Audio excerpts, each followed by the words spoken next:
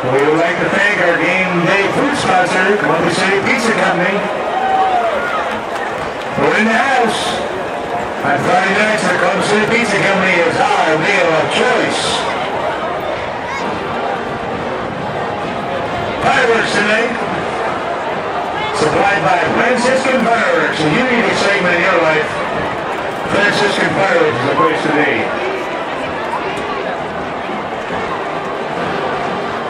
Homecoming sponsor is Sid, Columbia City, or City Auto Mall. Carol Roger Remax. When you call Carol, call it so. They're hometown with her. Cherry Fitness, 333.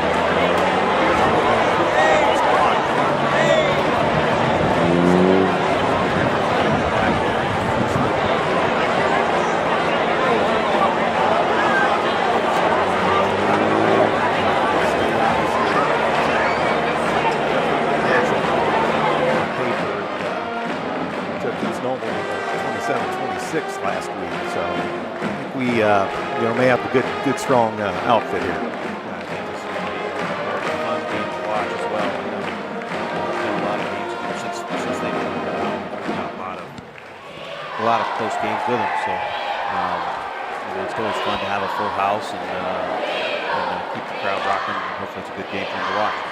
Absolutely, and right now the Huntington North fans baking in the sun. That's the drawback to being a visiting fan here, I guess. So, looking at the coaching matchup, Bob Prescott, a wily veteran, 9-25 in his 4th year at Huntington North. Of course, I'd have to say Brett Fox is a veteran now in his 9th year here at Columbia City. He's 38 and 48. So Prescott's been around. He's the old school type, kind of a Randy Kirby type, wearing a tie and shirt. That's got to be hot. Black all black. Tie. I don't think I could do that on the turf. And what do you do? I mean, the temperature's got to be a lot warmer down on that turf. Especially on their sideline with the sun baking down there. Yeah, so interesting coaching matchup. And I was trying to look up the score from a year ago, and of course I'm not finding it. You probably can get to it quicker than I can, but Eagles survived Creek Bomb Field, which was our last trip there. They've opened a new stadium similar to ours down at Huntington North. So that's kind of where we're at. Both teams' second NE8 game. Of course, Columbia City 49-0 over Belmont last week. And Huntington North, as I said, a 27-26 setback against East Noble, one of the stalwarts of the NE8 since it formed. Which like, I just pulled up the scores from the last couple of years. Looks like last year was 49-21 Kansas City. Before that was 45-20. First year was 38-21. So all very similar games. Offensively oriented. Yeah. Oriented, I should say. I was talking to Coach Clark down there. I think Coach Fox won every game against them. It looks like we lost one in 2014. Oh no, that's what I'm saying. Never mind. We won every game against them, but we haven't played really well. A lot of scores have been close. So looking at it, Coach Fox hasn't lost one yet, but these games aren't completely out of hand. These are games. Should be another good one. Typically, we see Huntington usually losing a little bit of the option, do we not? I haven't watched them, so Coach McClure is telling me they're very similar to the old school Belmont. So it's very heavy around the ring. I see their running backs are two very good wrestlers on their team, so I'm sure they're going to be tough to bring down. And I see their starting linebackers too, so I bet you they have a lot of tackles. Yeah, so we could see a little bit of that Wildcat offense. Yeah, probably similar to what we're doing. And probably we don't expect to change offensively for us. We're pretty much set in what we've been doing.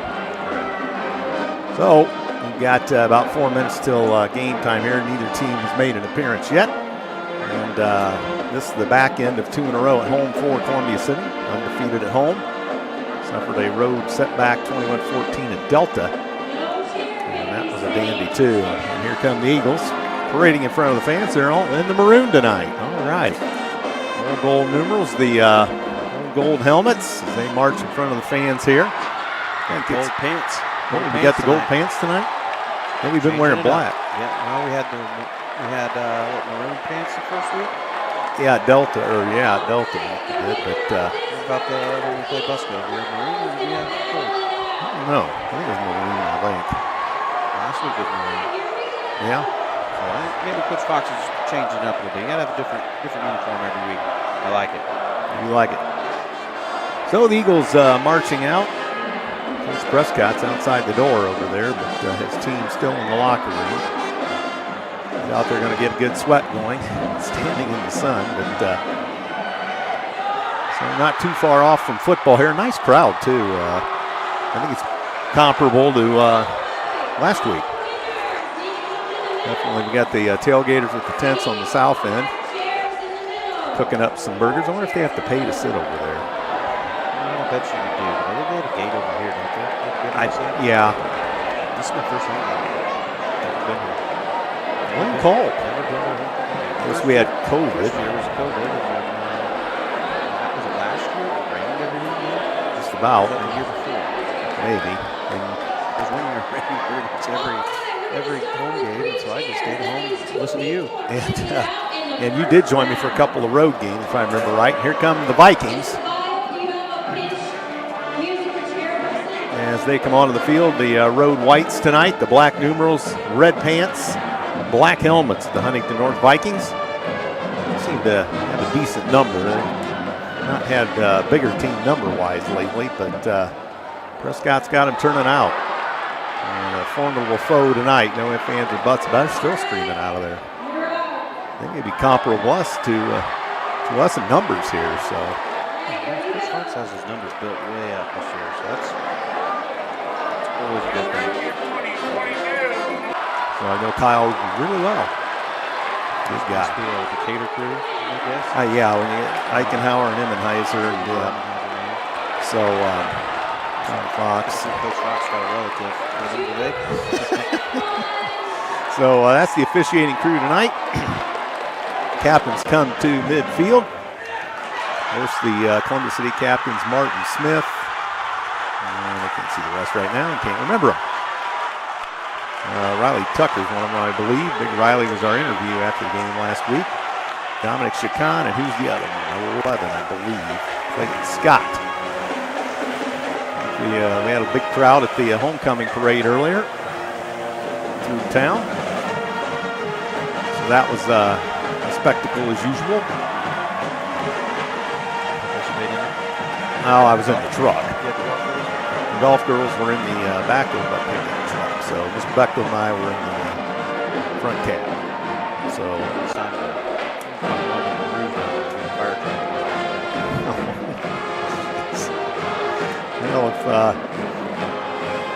if this Columbia City wins the toss and defers, one of the teams did have a fire truck from Washington Township. So Columbia City will kick off to Huntington North.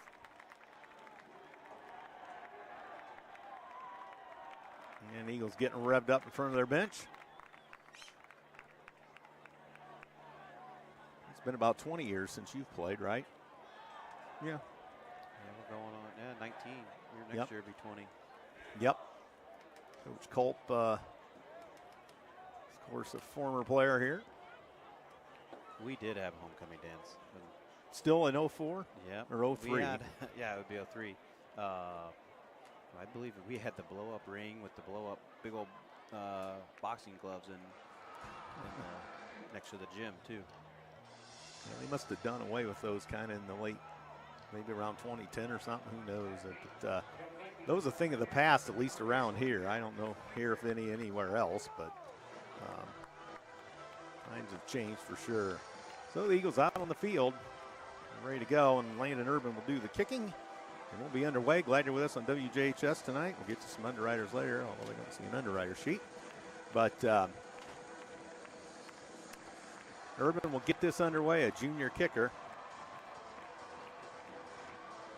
5'10", 175 pounds. And who's deep for Huntington? That looks like, you see that, Coach? Is it 12?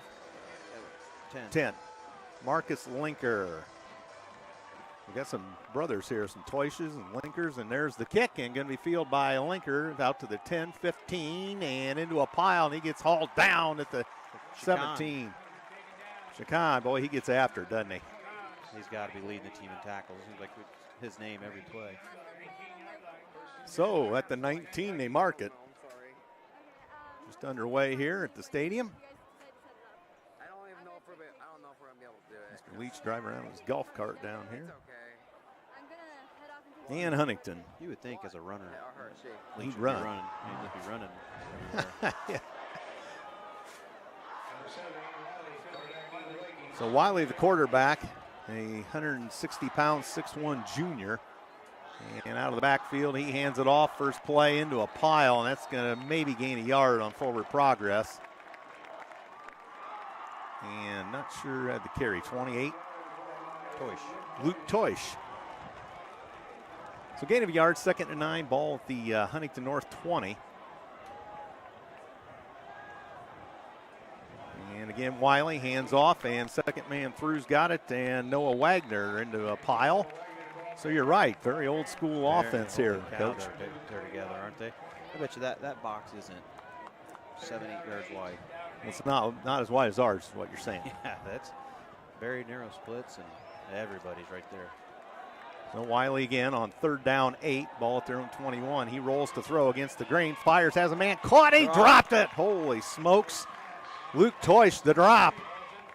Looked like he was going to run before he had it, one of those, Coach. He would have had the first down, too. Wide open, nobody really know when was going to hit him before the stick. So maybe the sun got in his eyes. Well, true. He was looking to this way. So if you're Huntington North, that's not the way you want to start this thing. So Fuller and, let's see, we do not have Getz back there. Cohen Payne, number 7 for the Eagles. Toish to punt. And gets it out of there. Decent kick, going to be out of bounds at about the 44. They're going to say 44. Nice guess. Thank you. Trying to pinpoint where that ball went out. So nope, moved up a little bit. Ooh, 47. So here comes Colton Piper, the senior quarterback. Scranton Fuller, the main threat receiving-wise. Also Peyton Shear. They utilize him. So a lot wider in our box then. Yeah, well, we're not much wider here. But yeah, our splits are a little wider than theirs. But of course they have 3 in the backfield. We got the 1. And we hand off, and there's Getz around the right side looking for an alley, and he cuts around the corner. Nice job, and he's going to get near the first down. He'll get it. Boy, it didn't look like he had much there, Man, but boy. he just kept spreading it out, and then finally went upfield and right at the sticks. So a nice 10-yard pickup for the Maroon and Gold. 1:15 gone. Ball out of bounds, clock stops, and here comes the man in motion, which is Stevers, and into the middle goes Justice Goree for no gain. So 2nd and 10, Columbia City.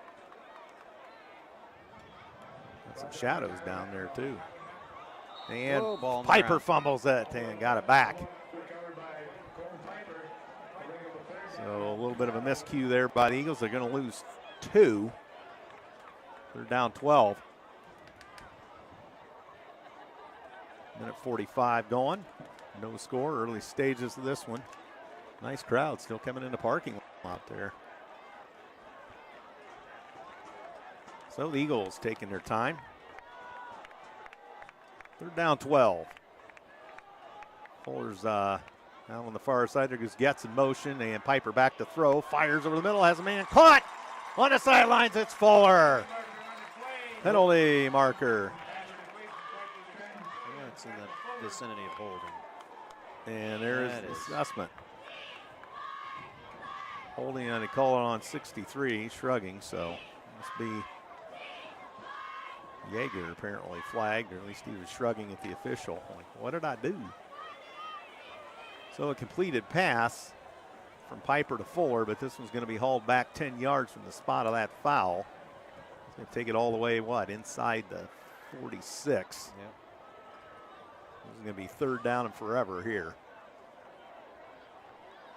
3rd and 22. So now we need a big one. Fuller's out to the far side. Again, everybody else bunched up in the box, and Piper throws to Fuller. Oh, there's the old hook and ladder. And we got back near the original line of scrimmage. Severs. Now, correct me if I'm wrong, but that was a hook and ladder. That's a hook and ladder. You do not see that very often. Mr. Fricky that used was to. a Fricky thing, and I guarantee you I brought that back when Fox came. He always made fun of it. Now he's running it. I guarantee Fuller's one that brought it. Yep. Just told him to call it. The old hook and lateral, made famous by the Miami Dolphins. Piper backs up. And they shift it. He's going to snap it to 4th and 11. We're going to do a little tricky here. They're going to snap it to Goree. Coach Colt making the call. Play clock down to 25. Plenty of time. Piper under center. 4th and 12 or 11. Check that. Piper back to throw. Fires. Caught. Peyton Shear, 1st down at the 30. And Shear, he's got a big wingspan out there, Coach. Huge. You got a big target there. Hopefully they use him a lot when we get closer to the red zone. 6'6", 220, the big man, Peyton Shear, the senior. That was a gutsy call on 4th and 11. And Getz has it on a little bit of a counter play, reverse somewhere in the backfield, and he's going to get not much. Well, they were really, the last 4th down, they weren't going to gain a lot if they kicked it. True. So it's worth the shot of, if you kick it in the end zone, you're going to gain 15 yards. So. And here comes Columbia City. Piper hands off, coming around the near side. Evers cuts up field, and he's going to be into a pile for about 3. 3rd down, 7. We're going to spot it where? 26? 27. Updike the tackle for Huntington. 3rd and 7. 8:42, the clock runs first quarter here at the stadium. No score. Homecoming 2022. So Piper up under center, 10 on the play clock. Piper takes the snap, fakes, and throws over the middle into traffic. Almost intercepted. Man. They had Shear, but they had 3 white jerseys surrounding him there. That could have been bad. That was definitely try to force that in there. Excellent defensive play. Well, after they saw Shear catch it, boy, they had everybody there after him. Everybody. Fuller's out on the far side, 4th and 7, Columbia City, and they're going for it at the Huntington 26. Piper rolls, fires, and that missed everybody, incomplete. No penalty marker. They turn it over on downs to Huntington North. Yeah, just a Little miscommunication on those 2 routes. Looked like the 2 receivers ran like 10-yard outs, and the quarterback threw like a corner route. Mm-hmm. So Huntington North with the defensive stop. There's Mr. Mullet, out of breath. He was running. He was running, yeah. We think Mr. Leach should run. There's Mr. Mullet running up the stairs. On the phone. All right, here come the Vikings back. Here's Bob Prescott. He's jogging the sidelines over there. He's running. All black, red tie, and cowboy boots. He's looking right in the sun, too. Yep. And around the left side, they've got room, and the Eagles going to shut it off. No, first down up the left sideline, and it's going to be about a 14-yard pickup. And Linker. So that's Huntington's biggest play from scrimmage by far. Yeah, he just kind of got around the end, and we didn't have anybody out there to force him back inside.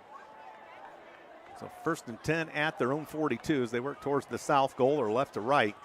Here we go. Now we're in a normal formation. We got 3 receivers. And they fake and a late handoff and tripped up after a couple yards, Luke Toish. So it's going to be 2nd down 8. And the ball resting at the Huntington North 44 now. 7:48 to go, first quarter. There is no score. NE8 game number 2 for both squads. Eagles be on the road to DeKalb next week. And here they come, and Black coming around the near side, but he gets hauled down only after 3 yards. Wagner, check that. Columbia City tackler was Landon Tim. Looked like Arntz might be in on it.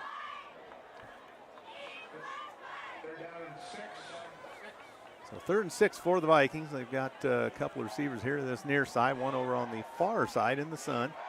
Man goes across in motion, and with time, Wiley fires, look out deep. Oh, he dropped it. Holy smokes, that had touchdown written all over it. Yeah, he had Decker. He had a step on his man there, and had to have been the sun. Yeah, you got to think the sun was a factor. I don't know how low it is over there, but so they got a couple. They got a couple of near misses really here. So Huntington North to punt. Fuller, and it is Payne again. He had the scoop and score last week. And the punter is what, 24? 28. That's Luke Toish. Good punt. Going to be let go by Fuller. It's going to take a little bit of a Columbia City bounce and bounce out at the 14-yard line. So it'll be 1st and 10 Columbia City with no score. 6:46 to go in the first. So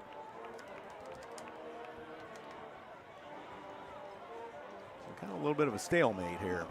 Yeah, they got that first really good run, and then obviously the pass would have been probably a touchdown. Well, that's the same thing on the last drive. They had the pass that was dropped that would have been a 1st down plus. So right now they're just kind of shooting themselves in the foot with drops. So. And Goree off the right tackle, and he's going to get about 5. Yeah, call it 6. 20-yard line, going to be 2nd down 4. 6.5 to go in the scoreless first. And Piper up under center. Sievers comes around in motion. He takes the ball on the near side, shakes and bakes, and runs out of real estate, forced into the bench. 1st down. He got it? Yep. Okay. I guess I kind of lost my bearings on the yard line there, but Hardwick's on the other side of the field. We don't have that yellow line across the field like the yeah, the yellow line. We'll get Peters to work on that. And into the pile. Oh, big gain here. 1st down. Sievers. So a nice 11-yard chunk. 40-yard line, 1st and 10. Eagles working towards the north goal or right to left. Piper up under center for the maroon and gold. And he's got time. Throws it over the middle to nobody. Incomplete is, again, like some miscommunication there, Coach. Yeah, there is. I mean, he was 10 yards from anybody, so somebody's supposed to go somewhere different than where the ball was. So that stops the clock with 6:01 to go in the first. 2nd and 10, Eagles at their own 40-yard line. So there's Piper up under center. We've thrown more in this little bit than we have all season. Goree, big hole. Goree strips a tackler and gets a first down. 12-yard gain. Boy, we have weapons out of that backfield, don't we? Yeah, we do. And they hit quick. He was a sleeve pull away from going down the races. 1st and 10 inside Huntington North territory at the 48. Columbia City on the move. Goree has it again. He runs into a pile and maybe line of scrimmage, if anything. 2nd down 10. They were ready for him that time. One of those big linemen got a hold of him. Yeah, they hit him right at the line and stuffed him, stood him up, and put him down. Piper, hands off. Here's Goree and about the... Nope. No, it's not Goree. Faked us. He faked us. What was that? Noah Pletcher. Noah Pletcher. Well, I got faked out.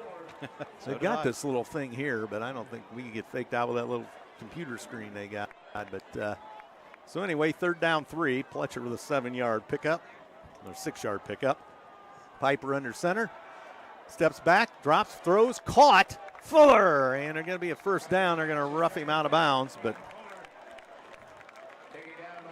should be good enough for the first down. Yep, 37-yard line. He sure does run a nice, clean route. You know, he faked that like he's going deep and just stopped. Yeah, Fuller, very athletic. It's like his dad was.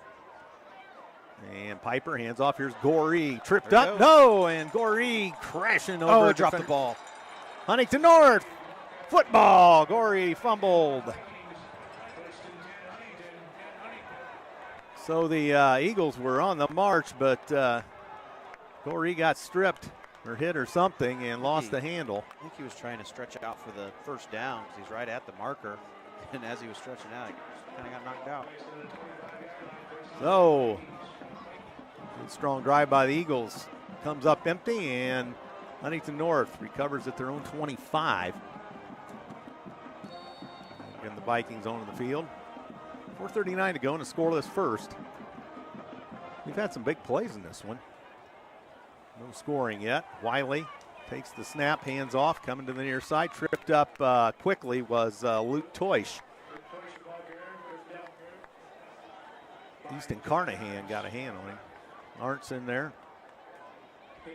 Kind of got his shoe there and tripped him up, and Toish went rolling. So 2nd down 9. Ball at the 26 of Huntington North. They're looking to wait on a play. They have it. Wiley in the shotgun. Wiley fakes, keeps it, and they hit him hard as he got maybe a couple. Sievers on the tackle. So 3rd down 6, it appears. Call it 3rd and 5. Down to 3:45 to go. Chance for the Columbia City Eagles to get a stop here, perhaps. Wiley fakes, and he's got time. He's being chased. Cuts upfield, and that's good morning, good afternoon, and good night. 62. Jackson Geiger with a sack.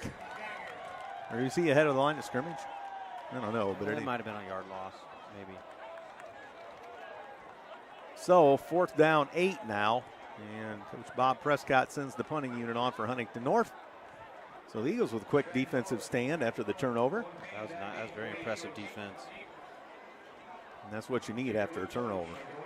Yeah, because that could, a turnover like that could easily be turned into 7 and really deplete your team. So. Ooh, bouncing, look out, and they recover, and they get it out. No, he fumbled it, and Columbia City. Oh, no, and they pick it up, scrum, and is there a maroon jersey on it? Yeah, I think it's Columbia City ball.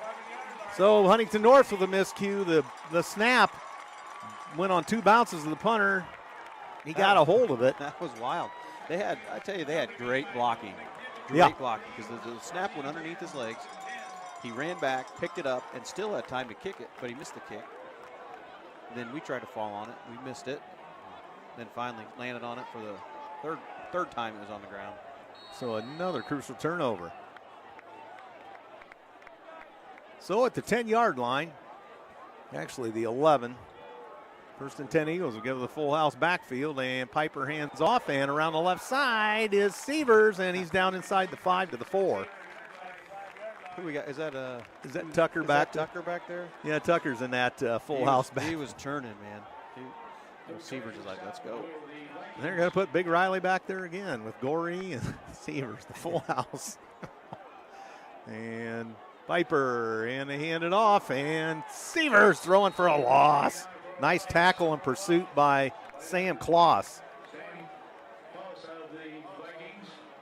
So it's going to be, what, 3rd down 5? 3rd and goal? No, 3rd and 5. So we can get a first down. Yep. Okay.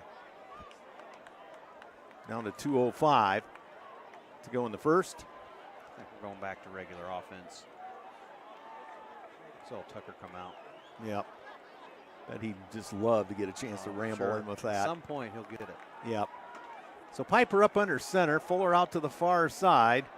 Everybody else bunched up. Piper throws. Timing pattern caught. Touchdown, Fuller. Wow, did he have to reach to get that one? Yes. He had inside position. Yeah, the ball was thrown just to his back shoulder, and he had to reach back. Oh, man, that was a nice catch. So Columbia City breaks the ice. And it's 6-0.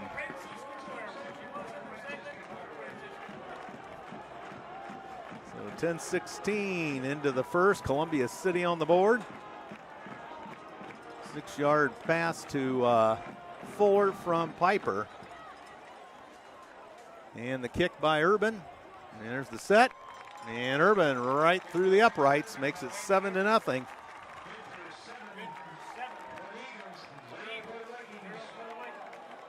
So 7-0.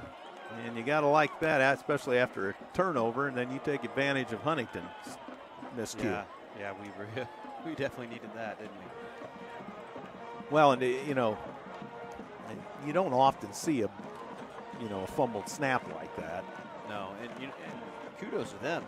They had great blocking that the punter was able to pick it back up and had time. He just missed the kick. He just missed it. He probably did see a couple maroon jerseys coming at him by then, and he definitely had time to kick it.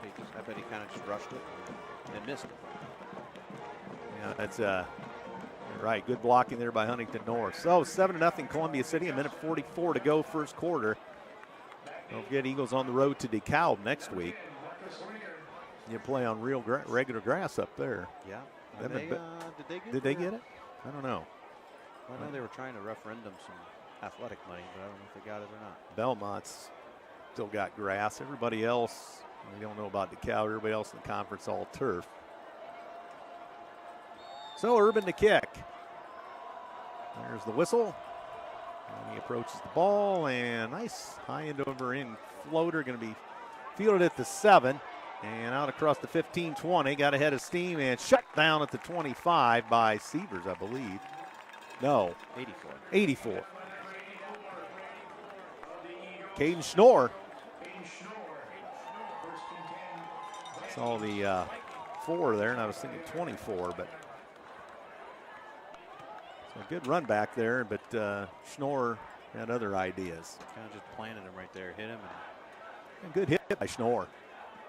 I mean, he was really the only maroon jersey right there to make contact, too. Yeah. So a heck of a job by Schnorr to lay the hammer down. So 1st and 10, Huntington North at their own 25, 1:38 to go first quarter. They have a guy coming in motion and coming around the near side with the ball. Wagner. And the Eagles wrestle him out of bounds. Gain of 2 or 3. So just kept stringing him out. Got a couple. Carnahan forced him out. 2nd and 8. All Huntington North 27. Everybody, that one's a tight formation. Couple of fakes in there, and they hand back to Wagner. Wagner into the pile. 31-yard line. So it's going to be 3rd down 4. Ball at their own 31 for Huntington North, the Vikings. Eagles shifting personnel around. I'll say we didn't have a corner out here, but barely caught it. Yep. So Wiley, he keeps it, goes to the far side. He's going to keep it. First down and then some. Look out, 40-45. Midfield, he's driven out of bounds. Payne was there to make the stop. Boy, was that a burst of speed by Wiley. Yeah, once he crossed that line of scrimmage, he hit 10, 15 yards right now. He didn't have much in the way of coverage over that way. So it's Columbia City 49, so the Vikings invade Eagle territory. 17 on the play clock. 48 seconds clock stopped to go in the first. Wagner goes in motion, and they hand to Toish, and he gets hammered. Yard loss, maybe. Yeah, they're trying to keep going up the middle, but they're having a lot more success on the outside. I mean, Wiley had all day. Yeah. And it looked like he was keeping it from the word go, too. There wasn't any. That was designed, looked like. So 20 seconds to go in the first. Second down 11. Ball at midfield for the Vikings. Wiley on the move, coming to the near side, looking to throw. Fires. Oh. Incomplete as Arntz almost got a hand on it. The Huntington North receiver, Wagner, got a hand on it, but it's incomplete. He kind of just floated that right over Arntz's hand. Yep. Otherwise, Arntz is going that way. Yep. So it's going to be third down 11 for the Vikings. Ball at midfield. 11 seconds to go in the first. On homecoming 2022. Wagner across the motion, and Wiley, we got two men. And we're going to have a false start. Trying to get the microphone on, I think. If that's on the PA or not. Did the refs call? Well, they did last week. They had it on the. I thought I heard it. Yeah. So the ball moved back 5 yards on the false start. 3rd and 16. So now, Coach Prescott signaling the play in. 3rd and 16, ball at 45, 11 seconds to go to the first. And Wiley on the move. And we got pursuit out there this time. Wiley on the hot seat, throws it away, and he's hit hard by Easton Carnahan. So Wiley was forced. Good pursuit there by the Eagles. That was a great pursuit. I was hoping that wasn't a late hit, but that was a good solid hit on the quarterback. Do you think he was trying what he did the last time, or was he really looking to throw there? He was trying to get rid of the ball. Because that last play, he had wide open space. So Toish to punt. We have Payne and Fuller back. There, he gets a nice boot. Going to be fielded by Fuller. It's a 10. He lost the handle. Look out. Picks it up at the 2. Now he's on the hot seat. Sidesteps a man. Shakes and bakes, saying he's going to get out to the 9. So Fuller saved the bacon there. Well, he did make 8 yards after all that. You know, he had a chance if he could have kept going that way towards Huntington sideline. He could have got around. I don't know what kind of guys they had over there. Huntington North penalty. There's the T-shirt cannon. T-shirt cannon. I've never caught one of those in my life. Oh, Matt Curry shooting. Yep. I thought he was going to shoot it right in that cheerleader. The spot of the foul is at 21. Too. Yeah. We're still trying to decide what's going on here.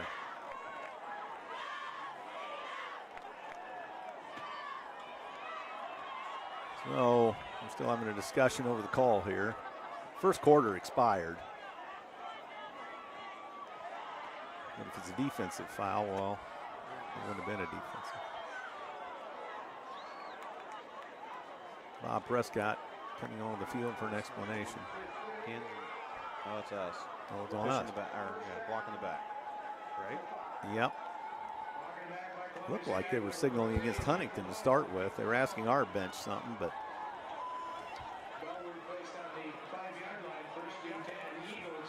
Off the distance. So we're at our own 5. So we should be flipping sides here. Yeah, they haven't realized that the Quarter's over. well, maybe. Oh, wait. Oh, quarter can't end on a defensive. Well, we're our defense. We are defense, weren't we? We were, yeah. Punt return, defense, right? Yeah. So again, yeah, that quarter can't end on a defensive foul. Boom! Oh, We could have got one. He the was aiming t-shirt that right launcher. at Hoppy.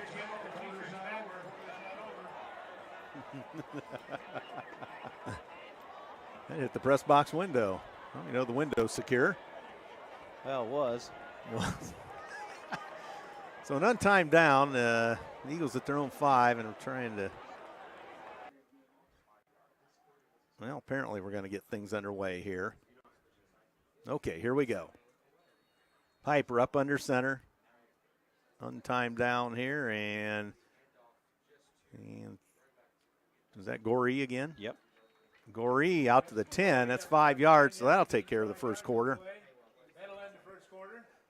So finally, seemed like a long quarter, but it's only 7:30. I don't know why it seems so long, but did have some stoppages. A few plays went out of bounds. We had a lot of punting. And Yeah. A lot of fourth down, a lot of exchanges. So 12 minutes on the board for the second quarter. You happen to have an underwriter sheet down there? Okay. Well, we'll work on that later. So Tell them we need a recording of it. So we can just push a button and there we go. we'll put them in Andrew Thompson voice. And Yeah. So the food tent's going at it down there. Pizza back here from Columbia City Pizza Company. In the press box. And homecoming coming up at half. I think Jonathan Peters was going to try to have whatever on the YouTube thing. So we could just, during the halftime, we could just put this on Hoppy. While he's talking out there, he'd talk on this same time. yeah, I don't know what Peters has in mind, but I think he's trying to cover some of the.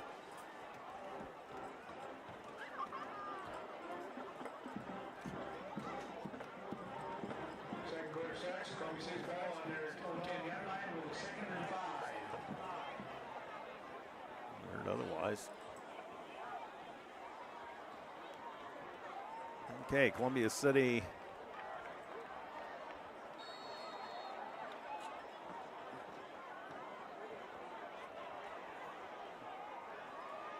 So Columbia City, 2nd down 5, and coming to the near side this time, Goree's going to be wrapped up.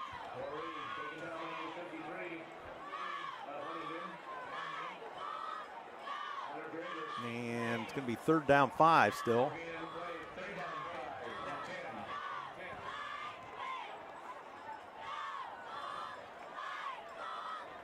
Reports of it being off. All right, up under center, Piper hits Fuller. Fuller, nice catch, and he's going to get hit hard at the 15. Right at the line. And Wagner was on the coverage. Looks like maybe half a ball short. 1st and 10. They're probably going to measure it. Nope, you'll give it to him. It.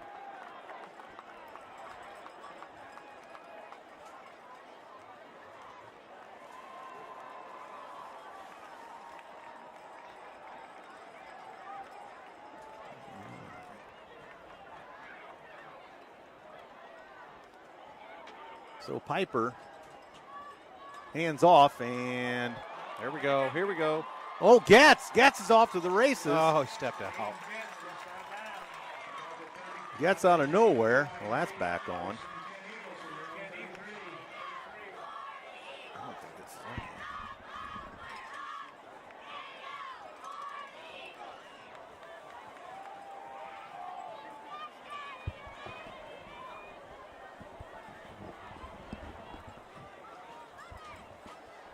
And Goree.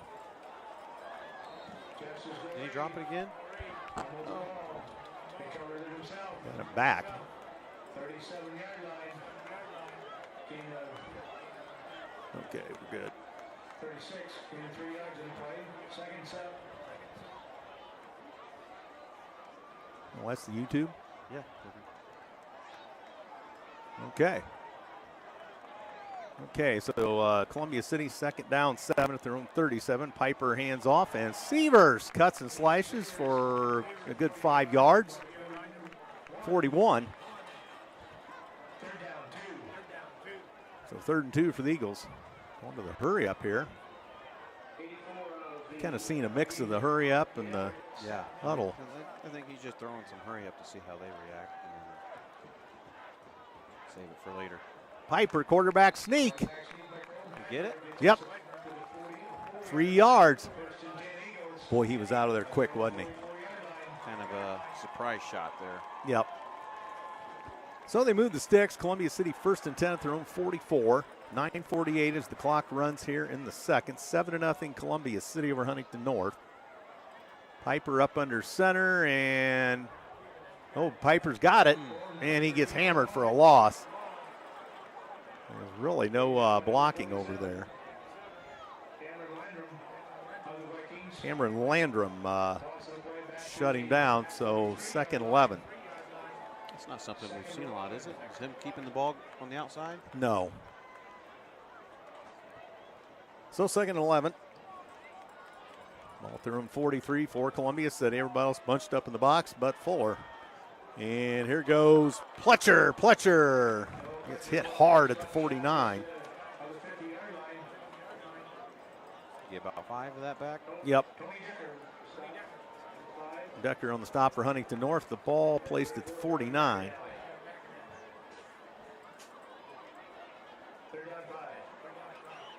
So 3rd and 6, 3rd and 5, take your pick, kind of in between. So Piper up under center. And Piper throws, and he's got Fuller.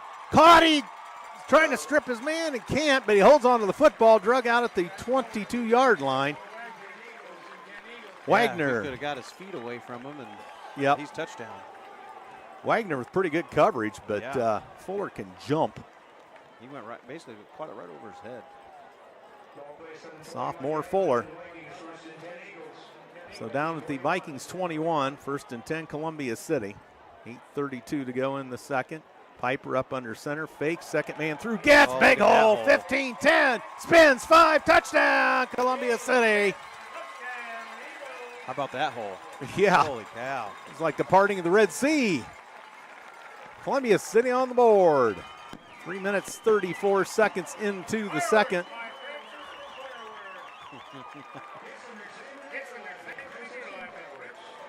So Columbia City 13, Huntington North nothing. Urban on to kick the point after. Piper counts his line mates, his proper number. And Scott to snap it. Piper has it down. The set to kick is good. Bit of a line drive there. Yeah. Columbia City 14, Vikings nothing. So, wow, that was a great job by that offensive line. That was a massive hole. Absolutely. Hoppy could have ran through that one. Hoppy could have ran through that. Yep. I don't think he heard us. Maybe. So at any rate, Columbia City, after turning it over on downs and having a turnover, they lead 14-0. You start that at 5? Yeah, because he bobbled the nice 95-yard drive. 95-yard drive. That is a solid offensive possession. So your underwriters tonight, although I don't have my sheet with me, Morse's Builders Mart, Blue Over Ice Cream, White's Floor Covering, City Auto Mall, and call the other one right now. I apologize. I don't have my sheets. Student section pretty large again. Did I see the band go up there? What? Did I see the band go up Yeah, there? they're up in there some. Well, they're to get ready for halftime. Yep. So Urban to kick. The deep man for Huntington. I can't see that number, but 10. Marcus Linker. And Urban puts it in the air. Nice boot. Going to be picked up by Linker at the 5. The 10, 15, cuts back to a 20, 30-yard line, 31-yard line. Good run back by Linker. Yeah, that's what it's nice to get out to the 30. Get out past the 30. Is that a realistic target for special teams? Yeah, that's as a kickoff team, definitely don't want to pass the 30. And that's kind of the goal. You want to keep them inside the 20. 30 at the most. And, as a kickoff return team, 30s that's kind of your minimum that you want. And you helped the special teams when you were coaching, correct? Yeah, I watched them. You was watched. more Coach Blake's Specialty? but yeah, I was his backup. You were the backup. The eye in the sky. All right. And Wiley hands off, and it's going to be Luke Toish dragging the pile for about 4. Actually, is that 5? Second down 5 for Huntington North. If you're the Eagle defense here, you're in a position to try to get them back off the field. And this is a huge drive for the defense. Keep them, get the ball back one more time before half and maybe go up 3 scores. Yep. And again, it's Luke Toish. He gains a couple, going to be 3rd down 3. Ball on the Huntington North 38. Clock rolling, 7:35 to go in the second, 14-0 Columbia City. And Wiley hands off, and Toish sidesteps a tackler, but that is the end of that as the Eagles stifle that. 4th down 3, Riley Tucker, big Riley Tucker in on that one. So 4th down Vikings. Prescott stomping this timeline. It's a big question mark. What do you do here? Because you don't want to go down 3 scores. But you also don't want your offense to be completely shut out like that. Here comes the punting unit.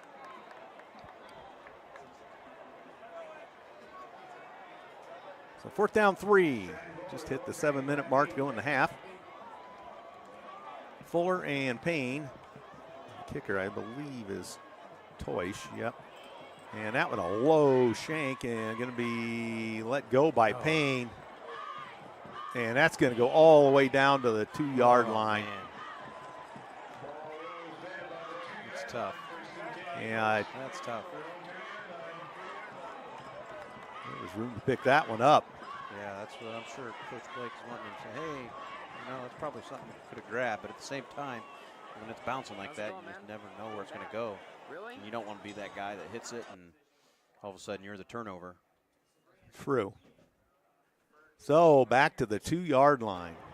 Well, here we go. Another 98-yard drive. Yep, we started from the 5 last time. So 6:36. If Columbia City get any kind of a sustained drive here, they can, hopefully, maintain, run the clock out. And hopefully get a score. I'm sure this will be a quick hit right here just to get off the goal line. And Piper hands off and into the pile for a couple. Is whom? Is that Sievers back there? Yep.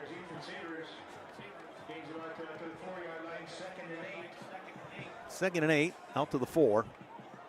6:20 to go in the half. 14-0 Columbia City over Huntington North. Fuller comes to the near side. Everybody else bunched up in the box.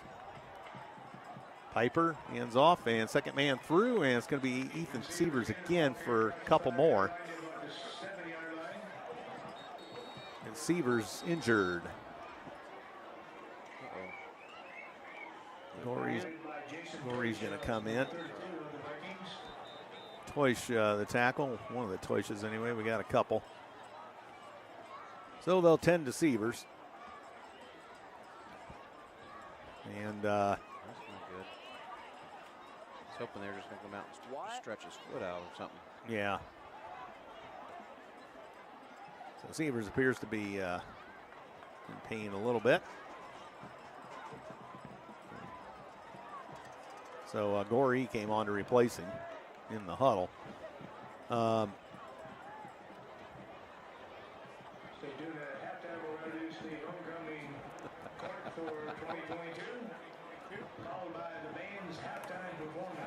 So Sievers continues to get worked on.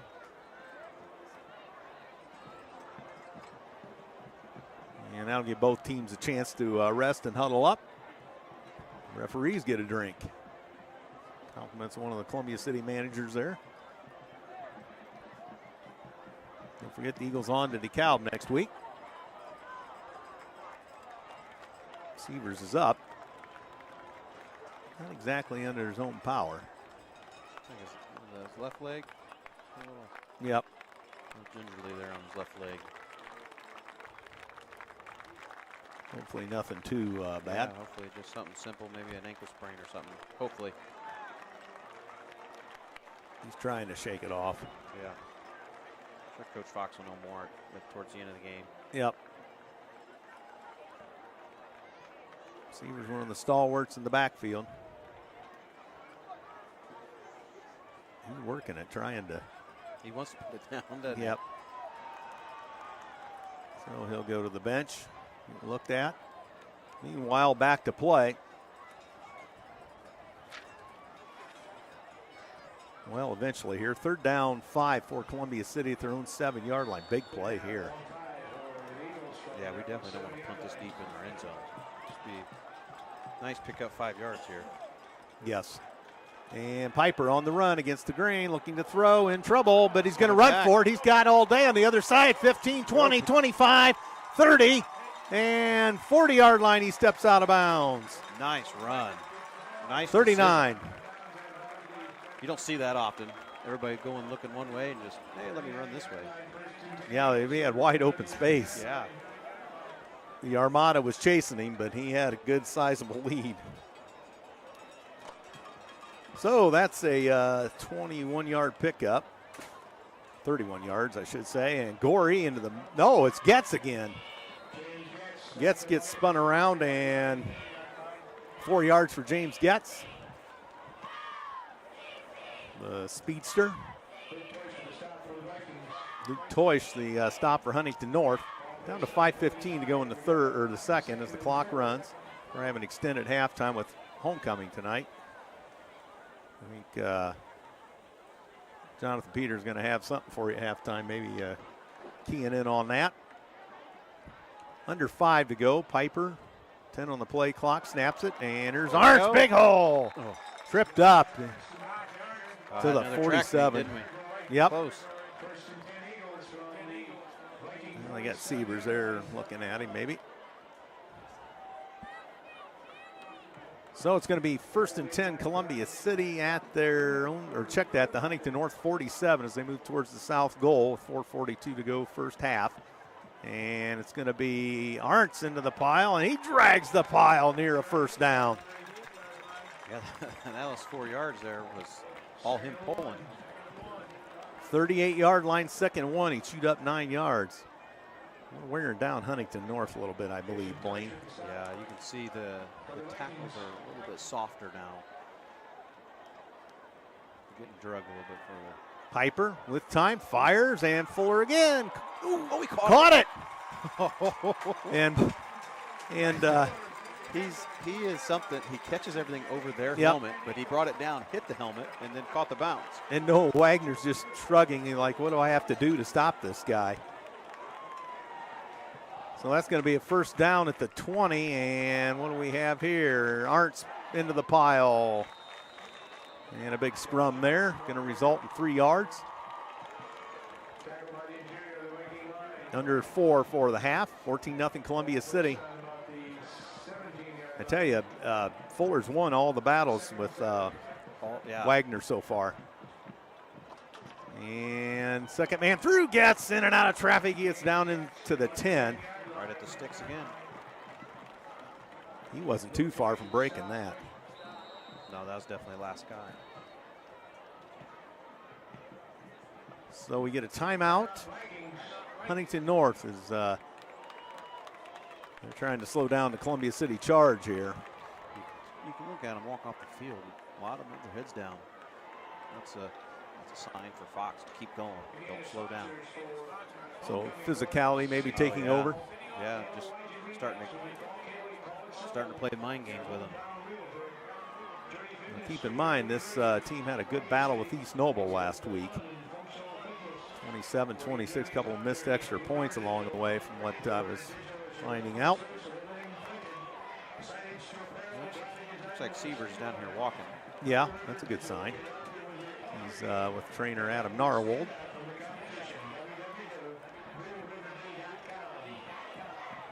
And him and Vandersall, the trainers here, they do a heck of a job. You try to keep them away from the wrestling room. Why do they overdo it? No, we don't like people seeing that, so we want them away. Yeah, I walked in there the other day after school was over, and I thought the whole athletic program was injured. Yeah. Not a student athlete were in there to see the trainer was unbelievable. So 3:35 to go in the half. 14-0 Eagles. Columbia City 3rd and 1 at the 10. And there's Piper, and he spins for the first down on the keeper. So we're going to move the chains. Yep. First and goal.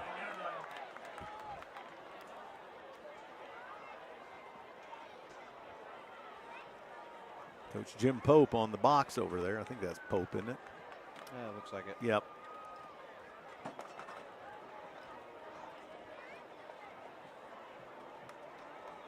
So the clock rolling, 3:10 to go in the half. Columbia City at 1st and goal, ball at the 9. Piper up under center. Here comes Arntz. Arntz in and out of traffic and grinds his way down to the 4. Right now, Huntington North doesn't have much of an answer. No, and it's not that they're not there. It's not there. You know, we're carrying them. We're getting a couple extra yards every time, every run here. Columbia City taking their time now. The Toysh boys in the stop.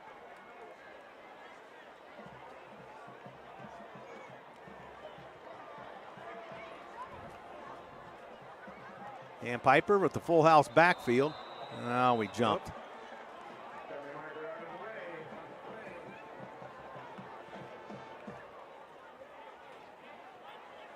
So it's going to be Columbia City a false start. Second and goal from the 10.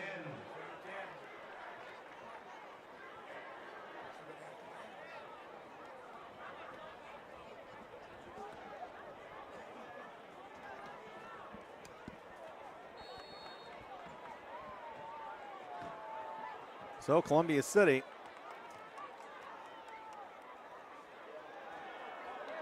And Piper has a man, Getz, and there's a flag, and Getz wrestles his way down to the 1. Does he still have the football after all that? Let's see what this flag is. Came in kind of an odd time. So we'll see what's going on here.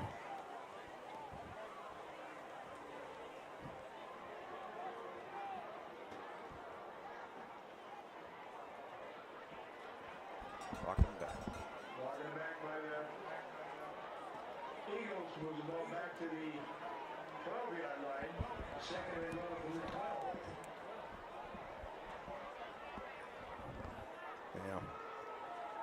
Yeah. Okay.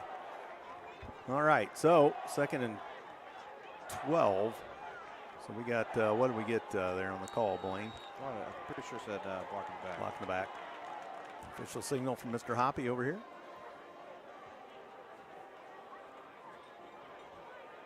So the clock rolling here. We're going to take it down. We're going to call for time probably.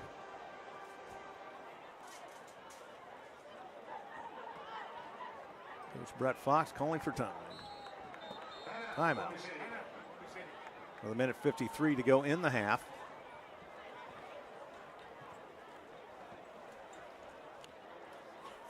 So, we're obviously trying to keep Huntington off the, keep the ball.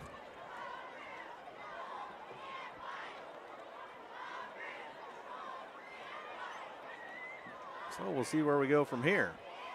So for Columbia City, you want to punch this in, no mistakes. Yeah, I'm sure he keeps it on the ground here to get that clock rolling again so Huntington doesn't get the ball back with much time. But at some point, he's going to have to either put the ball in the air with Fuller or Shear or kick it. Mm-hmm. He's definitely has to get some points out of this drive to make it a 3-score game. Yeah, you don't want to come up empty-handed here. So we'll see. Timeout, Eagles.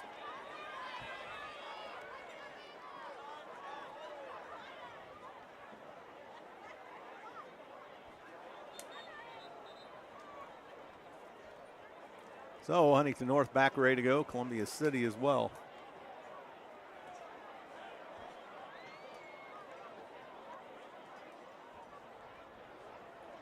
And at the 12, second down for Columbia City and goal. Second 12, second goal. So Piper up under center. Arntz in the backfield. Fuller and Getz comes across and Arntz. Second man. No, it's Getz again. Down to the 5. I'm remiss in saying that it missed again. It's getting tough to see, isn't it? The second man through. Usually it's easy to see from, the backside like this. Mm-hmm. You know what, the second man through is working down here, isn't it? Mm-hmm. Then you go, might as well keep doing that. So third down 5, Columbia City letting the clock run down. Minute 20, they got 14 on the play clock. Columbia City going to take another timeout. Yep. So we have 2. Timeout, Coach Fox. Second timeout, so we got it down to a minute 6. And what, third and goal from the 5. Just talking it over with the coaches. What do you guys want to do?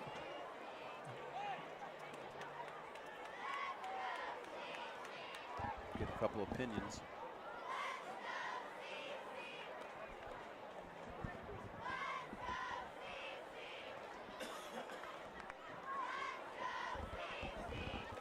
All right.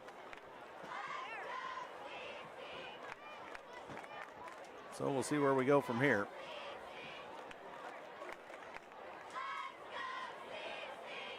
And Columbia City here, big opportunity. If you're Huntington, you're just trying to hold on. Yeah, try to keep them to a field goal opportunity. Field goal try, and and they have them off to the side. It was a good shot at missing that one. Of course, the way our running game's going right now, boy, we chew up the yards.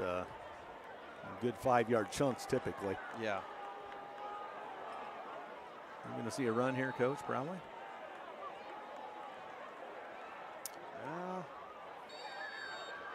Probably.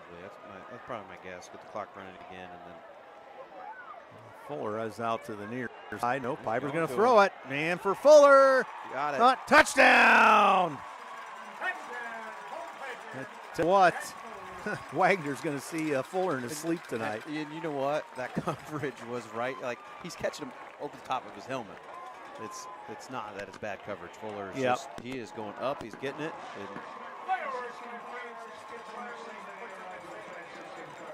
Exactly how he's taught. Yep. Or should be taught. Hoppy likes saying that advertisement. So 20-0 Eagles. Straight up 1 minute to go. And do indeed go up 3 scores. We'll see if we can tack on the PAT here. Scott snaps. Set by Piper. The kick by Urban.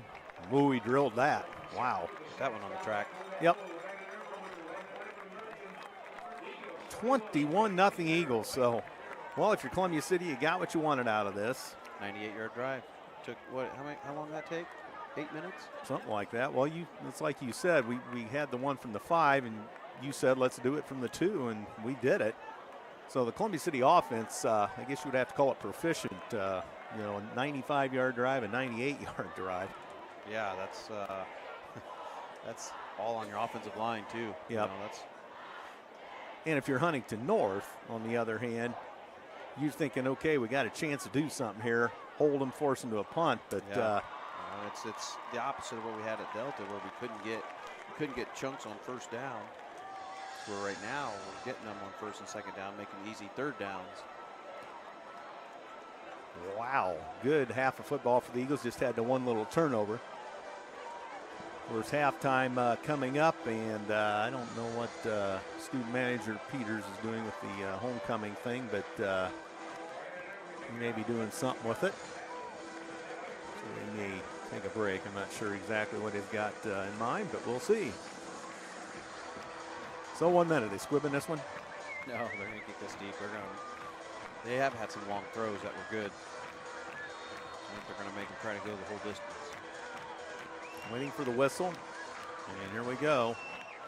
And going to drive it to the 10. Whoa. Funny bounce picked up at the 10, 15, 20. And across the 25. And the Eagles stifle at it about the 30 or the 29. I'm not sure who the return man was there for 10. Huntington. 10. Marcus Linker. So a good return by Linker, 25-yard return. 52 seconds. I'll have to check Twitter for some halftime scores of the conference maybe here. Well, maybe. We got homecoming. True.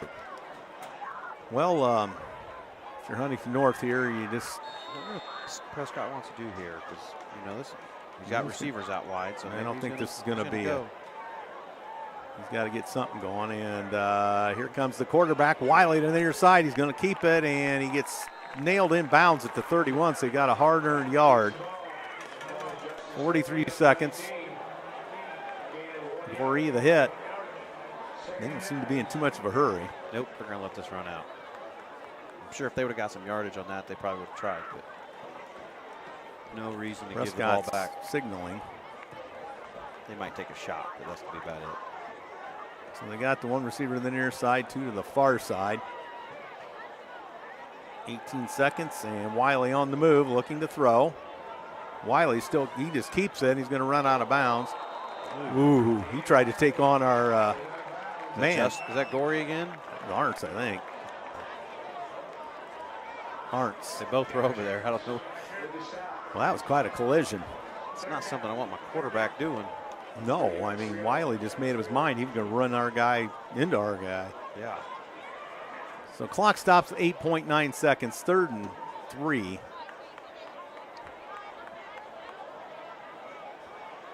So same formation again. Now they come across motion, they're going to run it and concede and go to the locker room. There's a flag.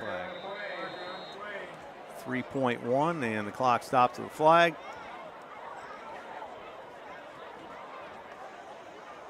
Somebody detected something somewhere.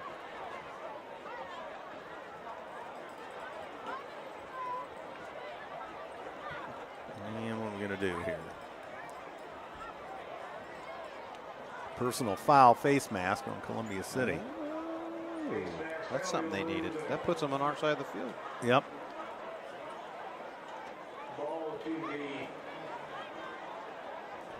I don't know how well he can throw it, but you might see a shot.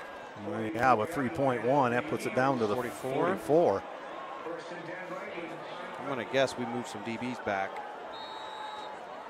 Timeout Huntington North. See how far you can throw it. Yeah, I'm sure that's not what Coach Fox wanted to see was a personal foul. Not at that point. Absolutely not. Is this the first time they've been on our side of the field? You may be correct. I'm not sure, but I think probably a pretty good bet.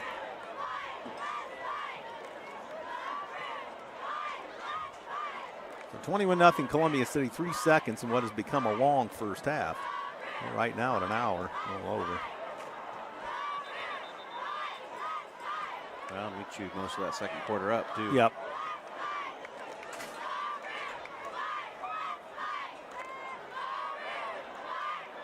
Cheerleaders doing their things tonight. I got jerseys on down there. So both teams back to the field. And they start the play clock. And here we go. Wiley in the shotgun. They got their two receivers on the near side, one to the far. Here comes Wiley on the near side. Look out. We got pressure on him quick. Wiley just throws it away. And there goes the siren. Good pursuit by Columbia City. Yeah, I'm not sure where they wanted to go. I don't know if that was a design to roll back to their sideline or what, but we had guys there. McDivitt chasing. Who else was in on that? I saw Chacon back there. Gosh, Wiley had no option except run. Yeah. And then toss it out of bounds. So, well, we hit the intermission. 21-0 Eagles got a 20-minute intermission because of homecoming. And See what Mr. Peters has in store for halftime. Are you? Oh, no problem. I've just been announcing you've got something cooking, so you got to get that pizza eaten. That's what the deal is.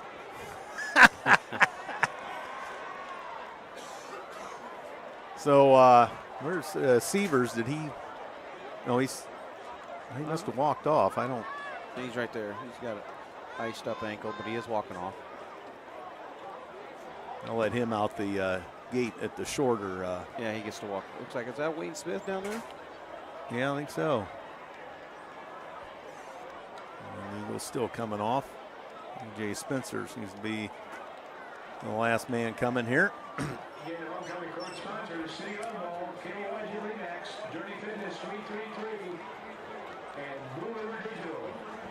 So, I don't know.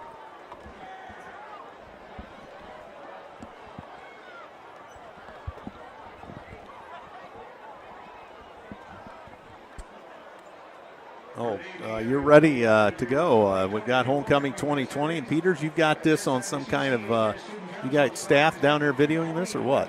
Yeah, something like that. Well, thank you for the intro also. Absolutely. Calling me out eating pizza. Yeah, so it's Homecoming. And right now they're talking about the Homecoming nominations. Right now they're talking about the freshmen, so let's listen to them really quick.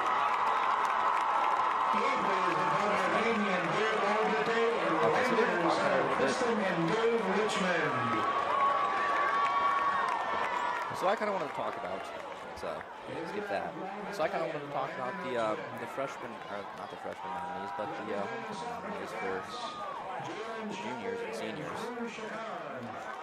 I don't know that I'm too up on who is. I know one of our golfers, Lily Fowler, is in it. Yeah, Lily Fowler. Ben Kuhmichael. Lily Fowler last year won the homecoming team when she was a junior. So the fact that she got nominated this year was super interesting. Also, Ben Kuhmichael got nominated right now.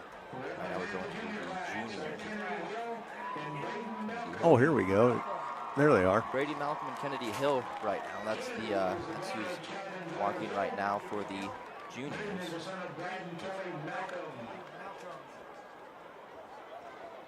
Kennedy Hill and Brady Malcolm. So Brady Malcolm, one of the football players. Also, who's the football player that's injured there? 6. It's gone. Ruley, that's Ruley. Yeah, so Kaylee Ruley, that's one of them. Isaac Renschler. Hearing that Isaac's kind of undecided to go to college, it kind of surprises me. I remember Isaac being a really big academic guy. He's in all AP classes and stuff like that. His mother, Mrs. Renschler, she teaches AP classes. I know he was in them and stuff like that. And he's a lot of AP classes, so the fact that I can hear him undecided where to go to college either means he's got so many options, or I don't know. Well, I'm sure. Seems we're talking about Kaylee Rulo still. She is a part of the track team. She's a cheerleader, correct? I want to say, yeah. Well, I don't know. I'm kind of out of the loop, Peters. They got the cheerleaders listed here. Let's see really quick. Yes. Yeah, I thought so.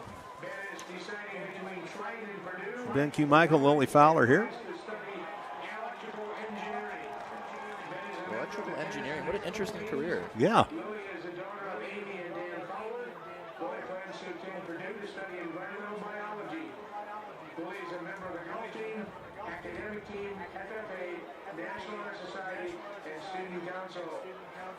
Wow. Yeah. You catch all that? Oh, or yes. National Honor Society, FFA. Well, I just let let that go out. I don't know. Let's go see if I can track down that coach for you. He's over there, I think, in the box. But keep him interested. Okay. Clayton Scott here, this nominee, the senior class. Jaron Pettigrew.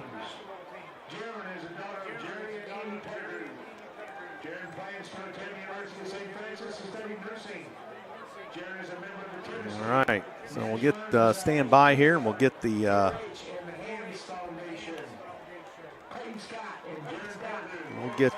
last couple out, and then we'll probably hear the winners. Dylan Johnson and Matty Stahl.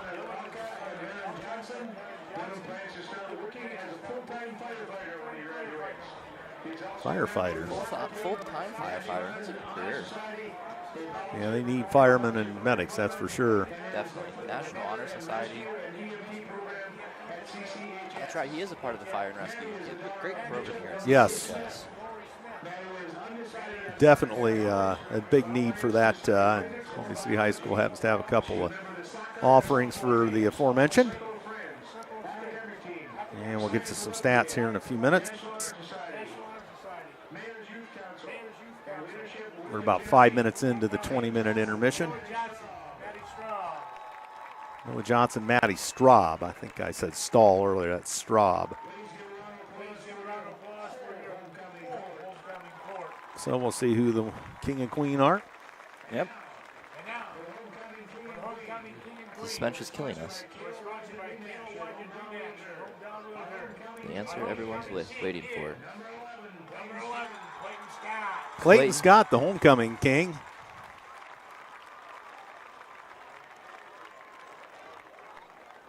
It's the king's hat and the sash. I think they call it a sash, don't they?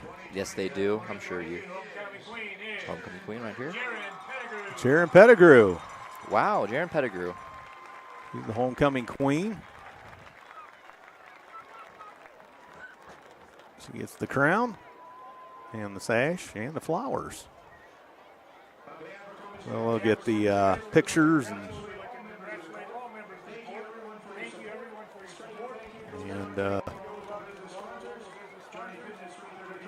they'll be taking some pictures. I'm sure Yearbook is loving this right now. Yeah, they were at the parade. They even stopped and asked me a question of all things, but Yearbook's got to do that. You know, that's all right. They got to get all the information they can. I feel like that's kind of a hard job almost. Oh, probably, yeah. Okay, let's check some statistics here. Columbia City chews up 333 yards of total offense on 47 plays, and 7.1 yards per play there.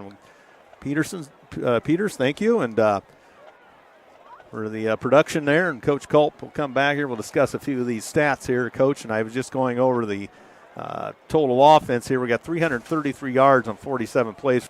City, they average 7.1 per average, and we talked about the ability of our running game to chew up 5 to 7 yard chunks of, and we see that evidence here. Yeah, the 7 yards of play is that's like unheard of in a high school game, especially we're not Warren Central or right. One of those guys, and for us to do that, that's pretty amazing. And taking a look at Huntington, tough road to hoe. 23 plays are all, and you mentioned also that we ate up a lot of that second quarter. 23 plays, only 66 yards for Huntington, 3 yards per play. So veteran coach Bob Prescott can be none too happy with that. Passing, we've had a little more passing than we've had in the previous games. 10 of 13 through the air, 123 yards, 2 touchdowns, both to Fuller. So 0 of 5 for Huntington, so nothing doing there for their passing game. But we've seen a little bit of everything with the run. We've seen the pass. Yeah, I think Coach Fox is doing a good job of mixing it up, and that's hard as a defense for Huntington to really know, hey, what's coming. Obviously we mainly throw it to Fuller and Shear, but still you don't know where they're coming from and when it's coming. With our offense that we do have, it's everybody's in tight, and then all of a sudden, bam, there's a pass, and it makes it tough. We did see Getz over there at one point. Yeah. He came out out of nowhere, so enough to fool the announcer. So on the ground, Columbia City 210 yards on 34 carries, so they're 6.2 on the ground. So again, chewing up the Vikings. They have 18 carries for 66 yards. Receiving 123 yards on the 10 completions for Columbia City. Penalties, 1 for 5 for Huntington North, and I suspect if Columbia City's coaching staff has anything to be upset about, maybe the 5 penalties for 50 yards. Yeah, that's really the big thing, really. Even our defense, they got 66 rushing yards, but they're not carrying us. We're hitting them and we're tackling them. To where most of our yards are hit and carry the pile. So it's a lot better. We've really improved through the year so far. We'll continue to do that. We've got one turnover. I thought there were more turnovers than that. Something's not right there. Well, the Dake tournament. Yeah, we had 2 fumbles. I talked about the last couple weeks. We struggled a little bit there. He's got to be pleased with that. 1 of 2 on 4th down for 50%.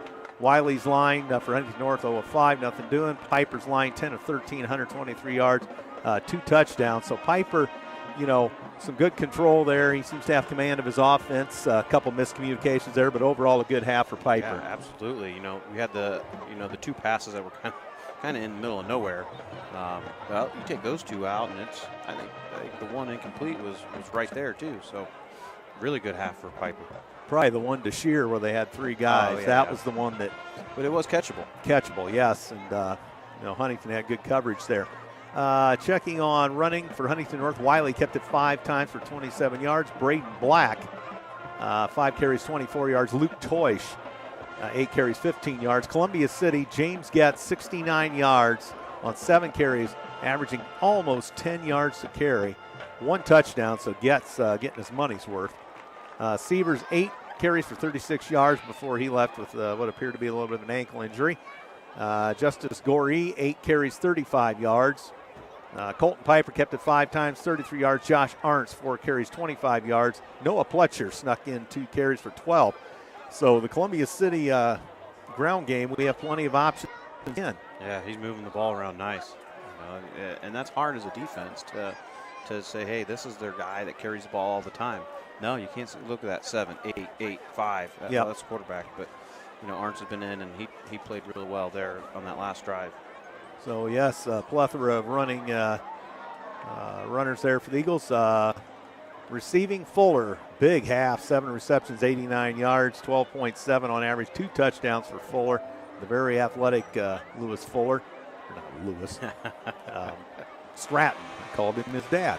I'm sure Lewis is still athletic. Oh, yeah, I remember watching him play for the Maroon and Gold 20-some years ago. But at any rate, so Getz has 1 reception for 8 yards. Sievers 1 for 12. Peyton Shear, a big one for 14 yards. Tackling for Columbia City, Landon Tim, Caden Schnorr lead the way with 3 each. Chacon, Smith, Arntz, Carnahan, all 2. Goree, Sievers, Geiger, Hirschman, Payne, Heiser, Tucker, all credited with a tackle for Columbia City. Huntington North led by Braden Black at 19. We kept calling him somebody else, I think. Wagner. They got 19 as Braden Black on here. Oh, yeah, Wagner was the DB that's been. So I don't know what's going on with the number. That's because it's 18 and 19. Oh, okay. So they're right together on the. Yeah, that must be a input error. Yeah. Okay, so it would be Noah Wagner with 5 tackles, and he's had his hands full with Fuller as he's done everything he can. You see the moon coming up over there, looking nice tonight. Over the horizon, full moon, or it might be a full moon, close. 4 tackles for McNally, Luke Toish 3, Cronenmaker 3, Hill, Landrum 3, Close 3, Jason Toish 2, and 2 for Seisel. And Linker, Updike, Decker, Elliott, all 1, and gradeless as well. So Urban 3 for 3 on extra points for Columbia City. And again, Fuller, 1 punt return, 8 yards for him. And that's kind of where we cut it off. Linker had 20.5 average on 4 punts for Huntington North, 82 yards. And the scoring plays, as the band's done their things now. So it took to the 10-16 mark of the first quarter before Colton Piper completed a pass to Fuller in the corner of the end zone for 6 yards and a touchdown. Point after by Landon. Urban was good. Columbia City 7, Huntington North nothing. And then 3:34 into the second quarter, James Getz rumbles 21 yards for an Eagle touchdown. Point after by Urban was good. That made it 14-0 in favor of the Eagles. And then down at the 11-minute mark, Colton Piper, a pass complete to Stratton Fuller for 5 yards and an Eagle touchdown. The point after by Urban again was good. That was 21-0. Huntington had a couple late shots, but the Eagles shut that down finally, and they take a 3-score lead into the intermission. Well, we're almost through intermission, but you got to be happy if you're Columbia City team. we look back last week, we have East Noble, Huntington North, that tight affair, something that surprised us. I mean, looking at the score initially. We expected that, no. I mean, Coach Trishman and I kept looking at that score. We're kind of, and is East Noble a little down compared to recent years, or is Huntington on the upswing? I mean, different week, different game, but kind of interesting tonight. Huntington's been able to get virtually nothing done. You got to credit our defense. They haven't got anything started, and again, they've had the 2 drops that would have been big plays probably for them. But, True, but hey, they weren't caught, so. The rest of it's our defense of putting in position to where they can't, where they're not getting first downs, and then our offense has 2 huge drives, one for the 95 and one 95-yard drive, and the other one 98-yard drive, and that's unheard of. Like, you barely see that in the NFL and college. And that takes the wind out of the sails of Huntington North defensively. Absolutely, they're on the field, and they weren't quick strikes. There was no quick strike down that field on either drive. They were all workmanlike. Yeah. Thank you. It was first down, first down, first down, first down, first down. That's why we have 17 first down. Yeah. Bam, bam, bam, bam, bam. So if you're Columbia City, let's see, we get the ball to start the half. So another opportunity there. That puts Huntington up against it right away. Yeah, and right now it's a 3-score game, and that's capable of coming back. One wrong move by Huntington, so you give the ball to Fuller or Getz here on this kickoff, and they take it back. One big play, and it could turn ugly real quick. Yes. So we'll see if we can find some scores here on the Twitter. Maybe. If I can figure out what I'm doing here, we'd be a lot better off. Let's look up see what East Noble's up to. Let's see. Well, that went awry quickly. And we'll see what we can find here. And here we East Noble 21, DeKalb 7 into the first quarter, so a high-scoring affair there. Kind of a backyard brawl there between DeKalb and East Noble, traditional rivals. I believe that one, is that over? Not sure on where that's at, but so East Noble up 21-7. We'll see what else we can find here. Norwell's usually got something on.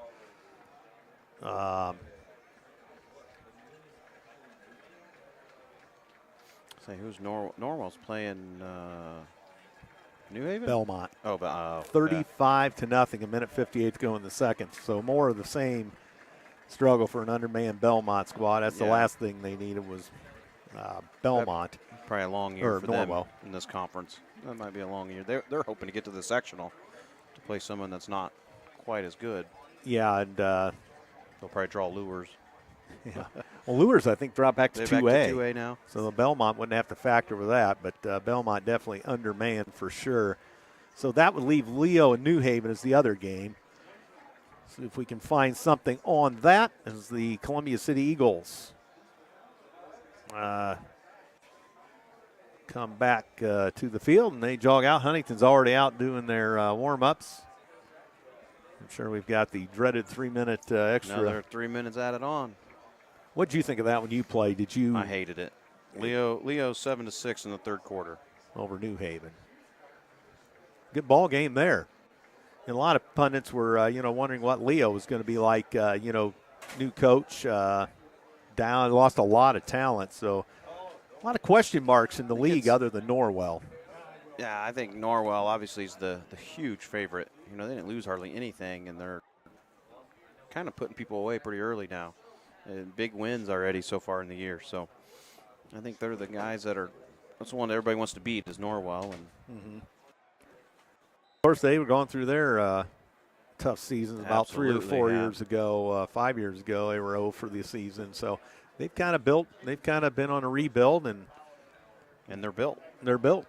They're big. So they're apparently the bully on the block, and we don't see them till the final game. down at the courtyard, and typically it's cold and windy when we go down there. Yeah, that was always the game where you wear like 10 layers down there on the field, and it's like it was cold in their press box, and even with the door shut. And Norwell, in 1 year when I wasn't doing radio, I was with Coach Kirby up on the roof. He was the. Wow, that'd been miserable. I can tell you, my first year coaching, we went down there for a JV game or a freshman game.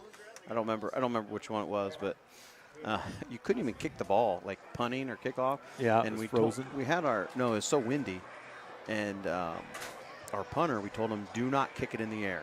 Just squib it, like kick it as low as you can, line drive, bounce it down the field. He kicked it up in the air. He went behind him. Oh, jeez. And it was like, oh, man. It was so windy. Yeah, that place is just a wind tunnel down there. There's not much to hold up the wind. They need to build a dome. Yeah, there you go. Or get the rotating schedule like Coach Fox keeps bringing up. I'm shocked that we haven't done that. I wish we did that in all sports even. Yeah. Be interesting, that's for sure. Well, and you talked about wrestling going to all your duels on we're weekend. on rotating now. It's all one weekend. All one weekend. Random draw. Which from your perspective in our discussions is a little more of a challenge. That's going to be a big challenge because, our conference is no slouch. No. We're our conference usually, the winner is usually running for a semi-state title. And, to go and wrestle Belmont and East Noble and Norwell easily could win our conference in wrestling this year, too. And then you have, Leo, which they were down last year, but, they've been so close to winning the conference a couple years. DeKalb's on an upswing. It's tough. Yeah, it sounds like you got the gauntlet, Coach. Seven matches in 2 days against tough team. Oh, New Haven's going to be really good this year, too. Now, where is that going to be? Huntington's hosting it this year. So it's a Friday, Saturday. Friday and Saturday. I think we're going to get it. I don't know if we get it. I think we get it next year, 24. Yeah. So that's kind of a huge ordeal. And I came to some of the conference wrestling, which we were able to host for the first time last year. I thought that was quite a spectacle, too. And you're going to have something similar to it. We're going to put all 4 mats down, and all 8 teams will be wrestling at once. That's going to be interesting. Where's the conference at this coming season? Or do you not know? New Haven hosted this year? New Haven. They do a good job hosting tournaments. So. Yep. Of course, I would love to have Carroll and Homestead back in it, too. So, yeah. Make it a big conference. Yeah, from a wrestling standpoint, Carroll's been a stalwart. Yeah, they were Homestead, tough for 8 or 10 years there. Homestead had some flashes of brilliance in wrestling. Yeah. So, a lot going on out there. Sure, we got plenty of teams in action tomorrow. I can tell you, girls golf plays in the Northeast 8 Conference Tournament at Cross Creek in Decatur tomorrow. Got the long drive.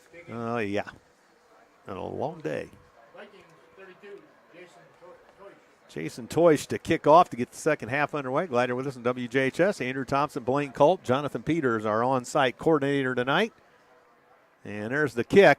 A little bit short. Going to be picked up on the fly. Is that Fuller? Here we go. And Fuller got hit hard. Hit the 35. By the kicker. 36. Is that the kicker? 32? I think it is. Yeah, that's a good hit. Well, Pat McAfee action there. Yep, Fuller up no worse for wear. So that takes 7 seconds off the clock. Well, look at the crowd down on that south end. Holy crow. I'm glad they put that wall in. Yeah. Reminds you of some East Noble, but yeah, I love it. All right, maybe you have to get some more security, but down that end. But still, a lot of people down there. All down there. Looks like got 6 cop cars over there. Oh, wow. And we've got about 6 flags on the field. Columbia City's guilty of a false start. So that's Columbia City's 6th penalty on the evening.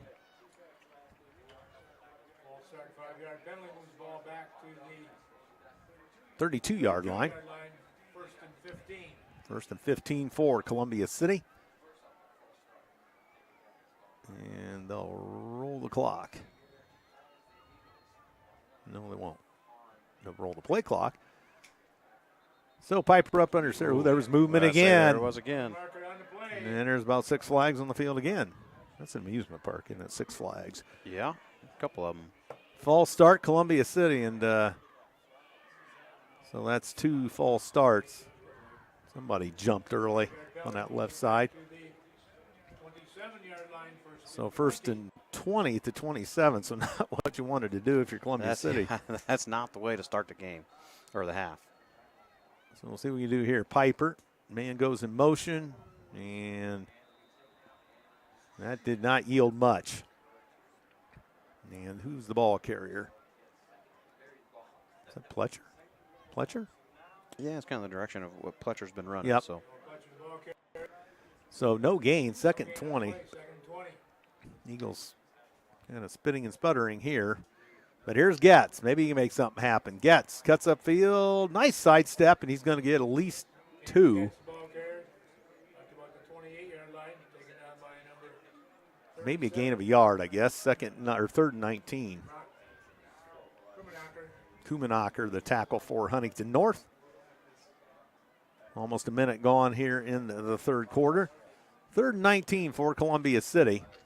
And Piper back to throw, and he's got Pletcher caught, and he's inside Viking territory to the 47. that was beautiful. You know, to sit here and watch this, I don't know how many people are watching it at home, but you watch the whole defense go with Fuller, right? He just ran his little chair route, and he just floated it up over him. Yeah, the defender was, not too far off the mark. So 1st and 10, and a busted play, and they give it to Goree, and that's going to be good morning, good afternoon, and good night. As big number 55 for Huntington North, lambasted Goree. That's Silas Updike. So a loss of 3. A little confusion when someone went the wrong way or turned the wrong way, and Piper's like, hey, you take it. Yep. Midfield, Columbia City, 2nd and 13, and here's Getz. Getz shakes a tackle, 40, 35, down to the 30, 25, down to the 20, and he's going to get ridden out of bounds at the 15. He steps out to avoid a hit. Smart there. Wow, that play's working like butter tonight, isn't it? Yeah. Indeed it is, Coach. And down to the 16-yard line. Getz blew that out for 34 yards. So Columbia City sets up shop. And Piper up under center. The second man through, and that's Getz. It's Getz, and he gets lost a shoe. Drugged down to the 10-yard line. They send someone in for him. Lost his shoe. Yep. Getz is coming out in favor of 81, who is Caden Schroff. That's the first we've seen of him tonight. Who was the other one? There's 4 came in, too. We'll get him as we go here. Arntz in the backfield. Piper up under center. 9:35 to go in the 3rd. 21-0. Columbia City looking for more. And here's a nice cutback, and there's a flag on the play as Fazio, Landon Fazio, his first carry of the night.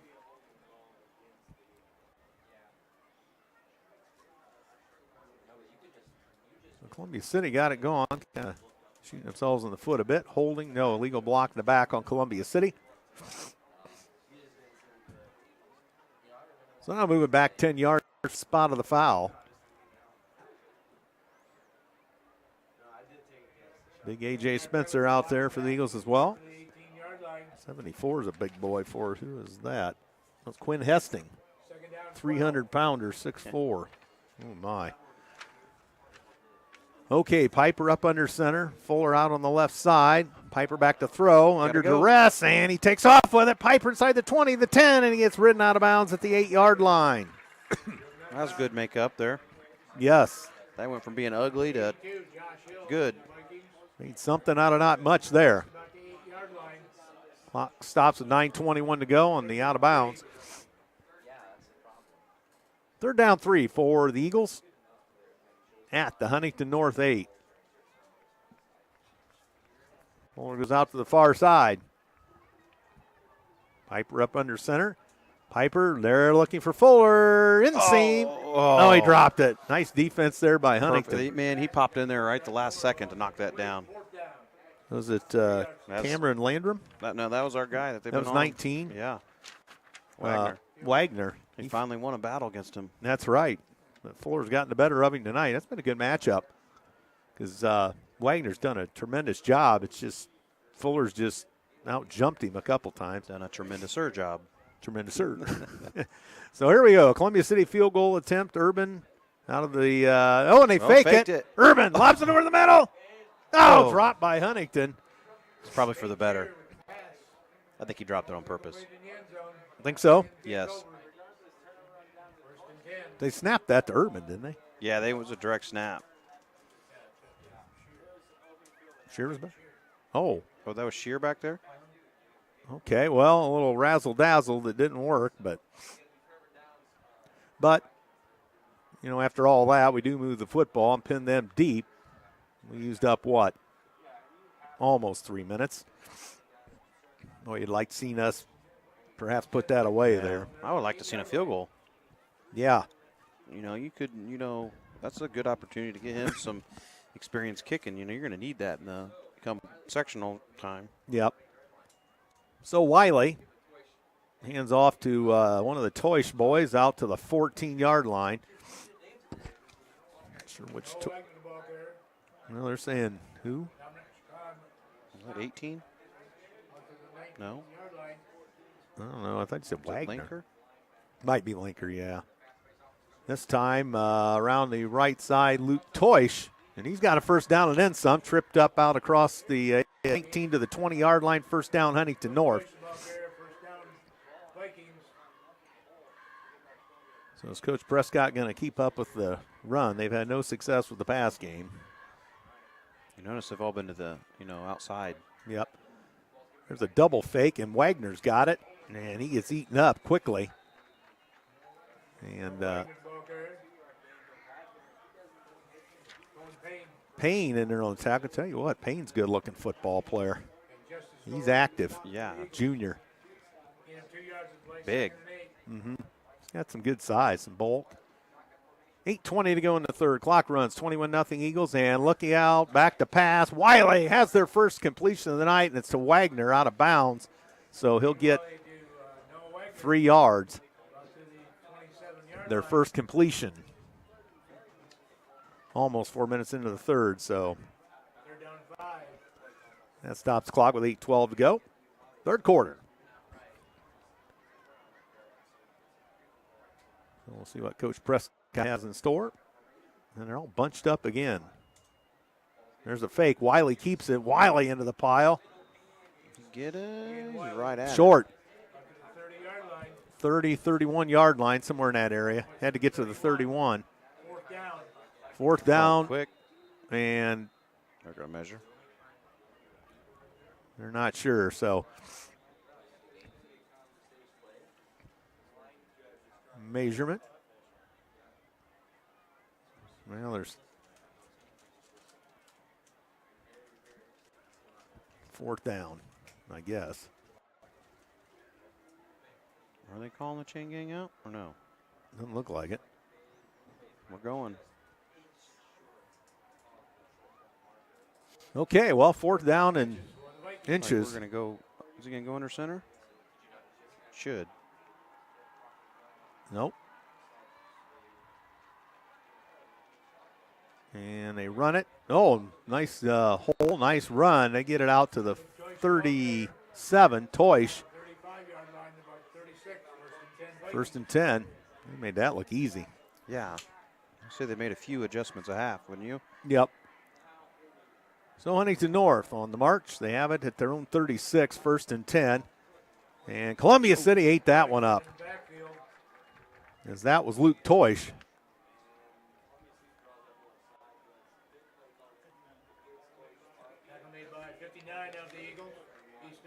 Carnahan the tackle for Columbia City. Second down 10. 21-0 Eagles over the Vikings. And a double fake, and coming out of the backfield with it, Wagner. He's across the 40, maybe to the 41. Payne on the tackle for Columbia City. Third down 6. Third down 5. Huntington North on the move. Wiley in the shotgun. Man comes across the motion. It's Wagner, but look out. Wow. Turn and around. it threw it up and incomplete. They're going to call a flag. Yep. He was on the ground. Pass interference coming on Columbia City. The ball was on the ground, but so is the receiver. Coach Fox grumbling a bit. And the Boo Birds.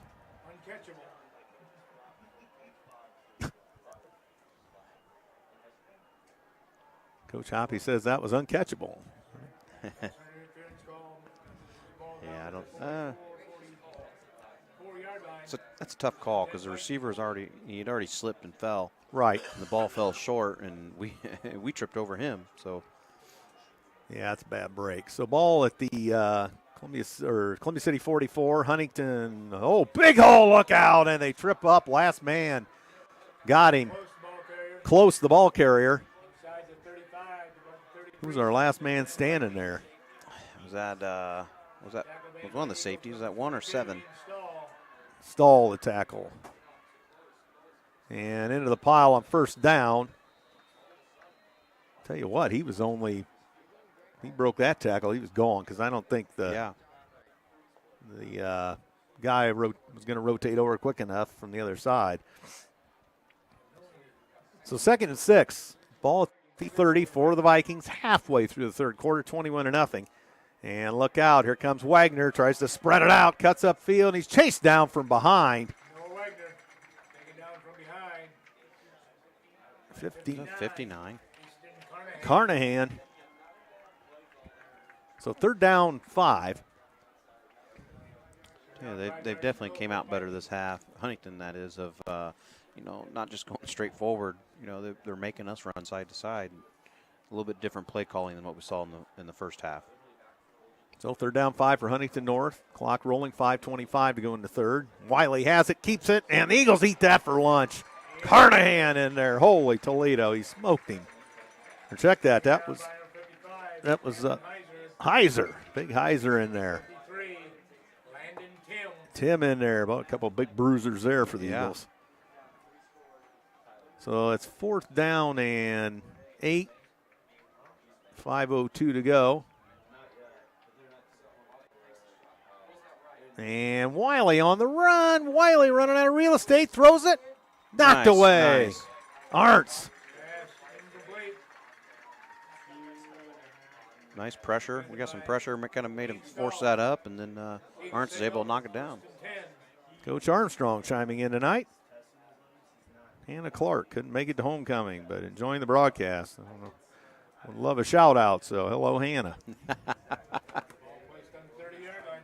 Coach Armstrong. Speaking of coaches, Coach Nelson hasn't chimed in tonight. Maybe he's here. I don't know. He better be here. Well, he's not here very often because he all chimes in with us. He's a busy guy. Oh, I know. He's important. Can't get him to do much. All right, and here's Columbia City. A big run out across the 40 to the 43. Was that Getz? I think it was Getz. Yeah, Getz. Was he on the other side earlier in the year? Yes.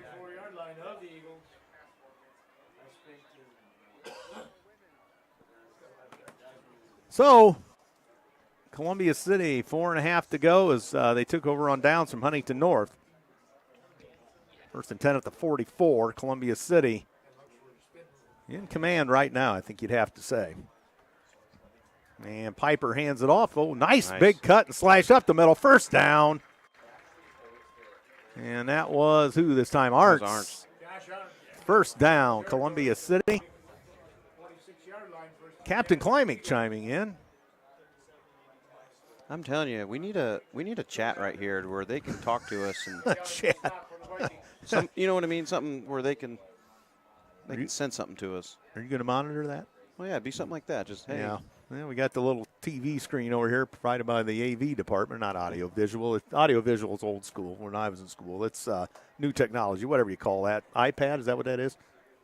No. That's iCam. iCam. Well, anyway, Columbia City with a couple here. What do they call that thing, Peters?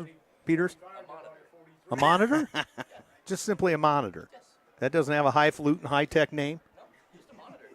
Well, hey, I know you guys have all kinds of frills, chills, and spills down in that radio video department. You guys in Glossa really get her done. So I guess it's just a monitor I've got to look at. Milking the system? No, Kissinger, yes. He's running the scoreboard. Could be dangerous. All right, Piper. Double reverse in the backfield. Look out. Getzel's got it. And the 30, the 25, the 20, the 15, the 10. He's going to be hauled down at the 6-yard line. Man. Check that, the 8. Toysh barely caught him. Nice job. In time. Nice job by Toysh to corral the speed he gets, and that's 1st and goal at the 8th, they're going to call it. Yeah. 3:03 to go in the 3rd. 1st and goal, Columbia City. I tell you what, I could have swore that Getz was on the other side at the beginning of the year, but him moving over to that side is night and day difference. Yeah. And that is why, because that shifts the coverage? Probably him more comfortable running that direction, be my guess. Running with the right hand instead of the left hand type thing. So 2:40 to go in the 3rd. Clock's rolling. Columbia City. We got the full house backfield again. We saw this earlier from Coach Fox, and we've got timeout. Timeout Columbia City. Yes. We need to move that up a little closer to about 2 so Tucker can get the ball. Yeah, you can do like old Refrigerator Perry years ago for the Bears. Exactly. Yeah, Hoppy likes the Bears. And he likes the Packers. Oh, you're getting the evil eye from Hoppy. Hoppy, you're going to get the eye of Hoppy. He's sitting right next to you, but you are a wrestler and wrestling coach. You might be able to handle Hop. We all like Hoppy. Of course we do. He burns me on the golf course is what he does. With the golf cart? No, his game. He comes to play when he plays me. He just eats us for lunch. Him and Peterson. He probably cheats. He hits the ball twice when it counts at once. Mr. Hoppy has a good game. Plays the power fade.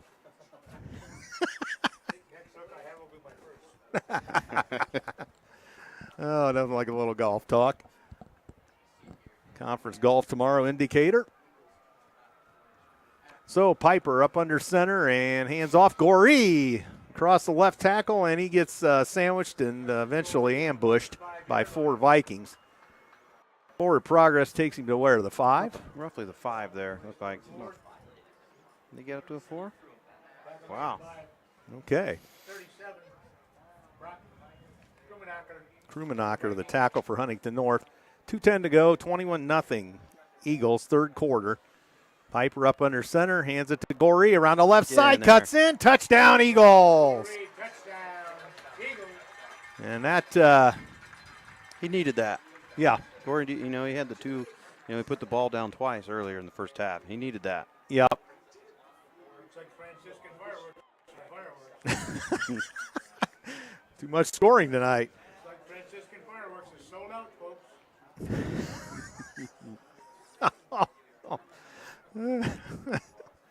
Ah, yes, the voice of veteran PA announcer Mike Hoppy, ladies and gentlemen, boys and girls. 2:01 to go. 3rd quarter, Piper will set for Urban. Snap, set, kick, and line drive through the uprights is good. I think he got hit, too. And a flag on the play. I saw him on the ground. Frustration from Huntington, perhaps, but hit the kicker. Or roughing the kicker, one of the two. That's on the kickoff, so they'll kick off from the. There they are. There's the fireworks. They're not out of fireworks. Franciscan fireworks is back in business. I'll tell you what, Franciscan fireworks getting a lot of press tonight. 28-0 Columbia City. We'll see what and it is a personal foul, roughing the kicker. And that should go on the kickoff to where they'll kick off from their own 45 here. Yeah. So maybe a little bit of frustration there as they hit Urban on the kick.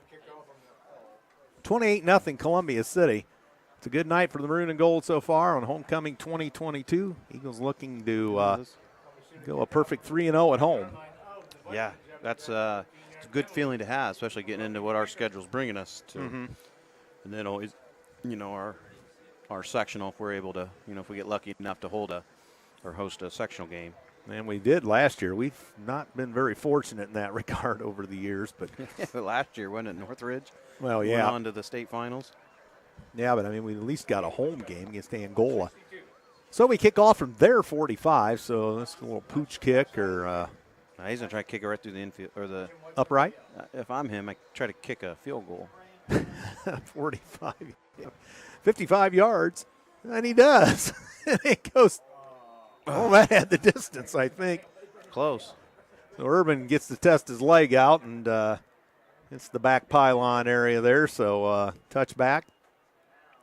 So the personal foul roughing the kicker really irrelevant in the grand scheme of things, but Vikings take over, 2:01 to go, trailing Columbia City 28-0. And again, I don't know the details of that game last week with East Noble they had, but a 1-point affair, and they actually battled back from 14-0 down and took the lead against East Noble. So that was a Donnybrook last week, but maybe they must have been riding high off that one. Yep, and good run up the middle, and it's going to get about 5.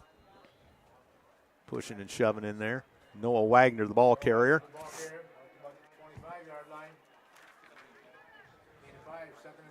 Second and 5, ball at the Viking 25. They move it right to left. We're towards the north goal here at the stadium. Huntington kind of getting things sorted out here. Wiley in the shotgun. Wiley hands off, and that's Toish. Toish gets bounced and hit hard. A loss of 4 on the play. Ian Stahl on the tackle for Columbia City. So a 3rd and 5 here. They're down 7. Check that. They got to start spreading this, don't they? Well, I would think.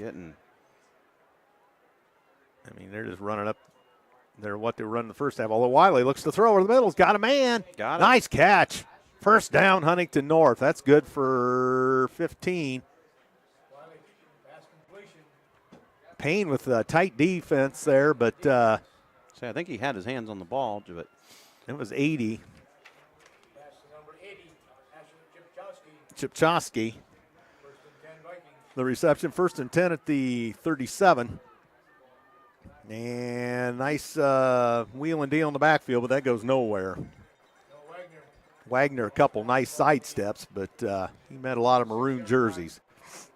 Yeah, I think he made the first guy miss, but the problem was there was 3 or 4 more coming.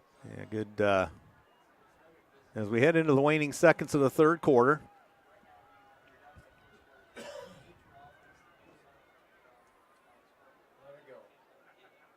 And they're going to, nope, Huntington's going to run a play down to 12. Wiley in the shotgun again. Fakes to Toy. She's on the run, throwing against the grain. Tried to throw a sideline pass. That's going to be incomplete on the far side. Wagner wants a flag. He kind of gives the official a little guff, but Prescott's got him. Yeah, I saw that. Prescott's chewing his butt for laying based in the ref or the side. You're not. I don't think you're supposed to be talking to the refs. Yeah, usually it's only really the coach, the head coach. Yeah, usually just the one. Well, doesn't have to be. It has got to be one. Yeah. So 2.6 to go. And they fake, and Wiley coming to the far side. He's being chased. Look out under duress. He throws it across the Columbia City bench. Well, we dropped it. A couple of them trying to make a catch. A.J. Spencer, and who else was trying to catch that football? I don't need. Ian Schumann was trying to catch it too. So guys having a little fun, and that's the end of 3 quarters here at Columbia City High School. Your score at Columbia City 28. Huntington North nothing. Leo 21-6 in the 4th over New Haven. And 48-0 Norwell over Belmont, so similar to what we did to them last week. I'm sure they got up and just ran it out. Who's the source? You don't know? Unknown. I got to keep my sources secret. Okay. I'm still thinking of Coach Nelson would check in tonight. Maybe he's actually here. So maybe he brought the family out. So that's the end of 3. I apologize. I did not bring the underwriter sheets, and we don't have those, but City Auto Mall, Morse's Builders Mart, Move Over Ice Cream, White's Floor Covering, and I'm missing one, I know. I do apologize. I'll take care of you next week. Double time. Double time, that's right. As the Eagles will be in Waterloo to take on the DeKalb Barons. I tell you, DeKalb's given us a hassle a lot lately. And we never play well against them ever. You know, even all the way back to the Hudgens days and prior. Just, man, even when they had really bad teams, we still struggled. Yeah. So that'll be up next for the Eagles. So Huntington to punt. Luke Toish. Nice punt. Going to be fielded on the far side by Noe. He lets it go. Payne let it go at the last minute. Bounced out of bounds at the 27. So 11:52 to go in the ball game on homecoming 2022. Looks like the Eagles are well on their way to a homecoming victory in the Maroons tonight. Piper's going in, okay. Coach Fox would like that shutout again, I'm sure. He was really excited last week about that.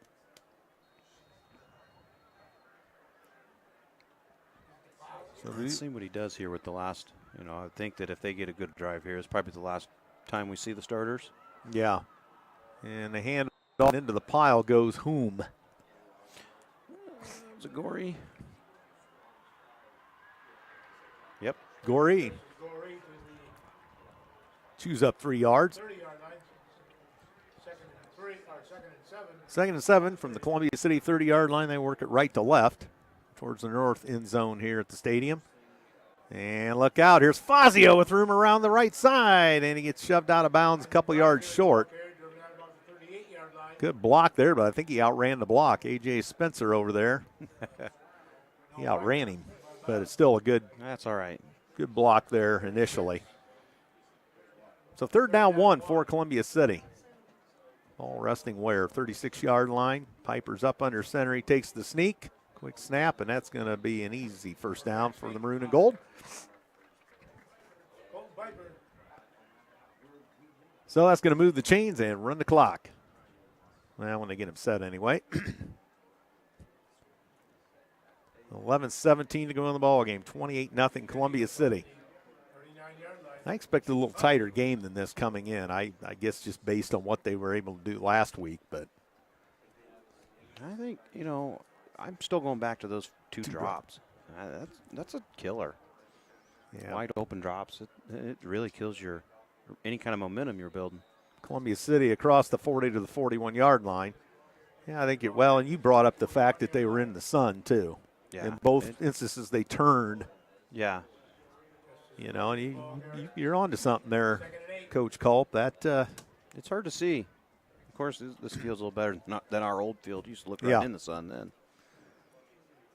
Yeah, so, you know, maybe you're right. That could have turned a little bit. We could have had a more, you know, competitive game on the scoreboard. Fine line, that's for sure. So Columbia City on 2nd and 8 at their own 41. Piper hands off. No, second man through got just absolutely lambasted. Was that Fazio? I think it was. Good Lord, he got mulched. He's up.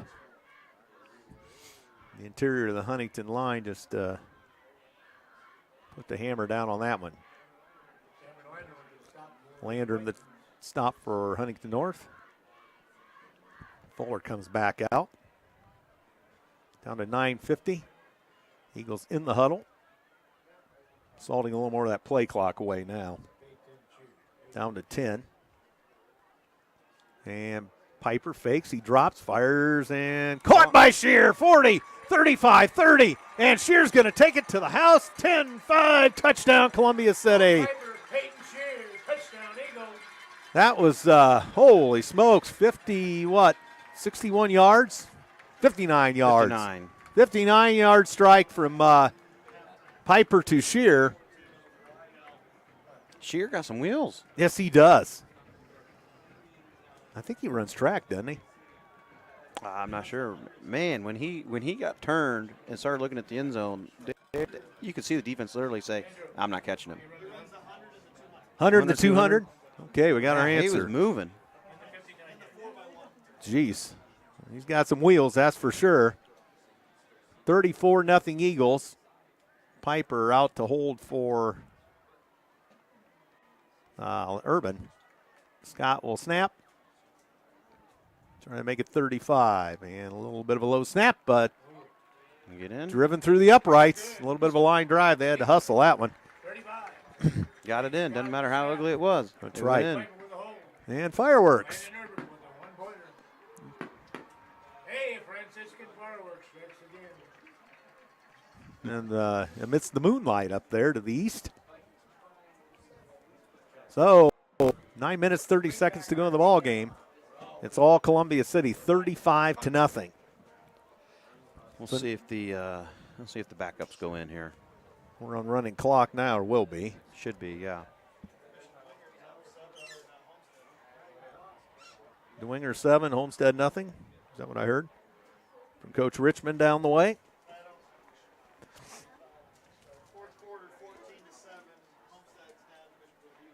DeWinger 14, Homestead 7. Fourth quarter, that's a good one. So the Eagles will kick it off. Ball teed up in the 40 by Urban.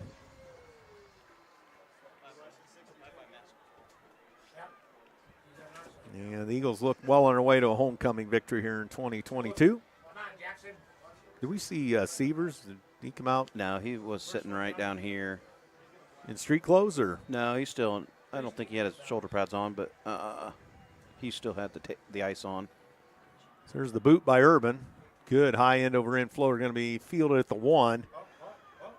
Across the 10, 15, 20, there comes the flag. Oh, good run. Run back all the way to 36. Hard hit. Down rather hard, though. Hard You hit. see him bounce off the ground? Was that Scott on the tackle? That was a heck of a shot. We got a flag back at the 22. And they're going to discuss this. Block in the back. Yeah, it looks like, well, no. Back penalty should move ball back to about the 11, 12-yard line. So we're going to be back to the 12.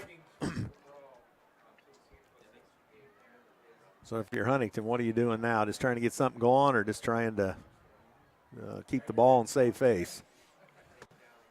That's a good question, because obviously you don't want the 0 on the board, but at the same time, you don't want to lose anybody, because it's not like, they're going to go play some more games. Yeah. So you don't want to lose anybody. And clock is running already. They're all out there, though.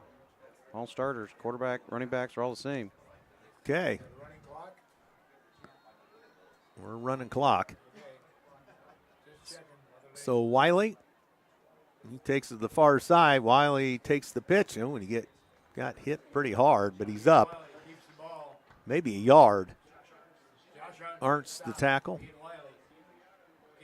Wiley, a hard-earned yard. Second down 9.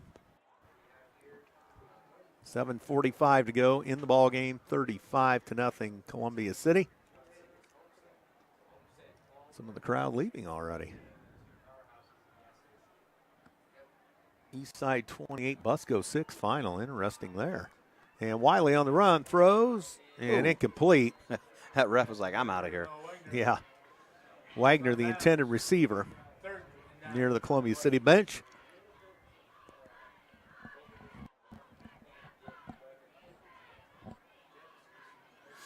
So, Huntington shifting some personnel in and out. As the running clock hits 7 minutes to go. It's been all Columbia City tonight. So Huntington finally set up. Wiley up under center this time. Hands off, and Wagner got hit hard. He got I think Payne up there again on the tackle for Columbia City. Here comes some subs, it looks like. Owen Payne stopped for the Eagles. 4th down. 9. It's 4th down. That's why they're coming in. Oh, punt team. Punt team. Well, I got fooled, didn't I? I'm going to guess they got the backup line right over here. I see Coach Smith with the line saying, "Hey, let's go score." Mm-hmm. Of course, I'm sure it's the JV line. So there's the punt by Toish. Nice hop to Fuller. Fuller to 50, 45, 40. There's the flag. Just go down. And Fuller gets hit hard. Flag at the 39. Hold your cards, everybody. And it's like we're going to have the block in the back on Columbia City.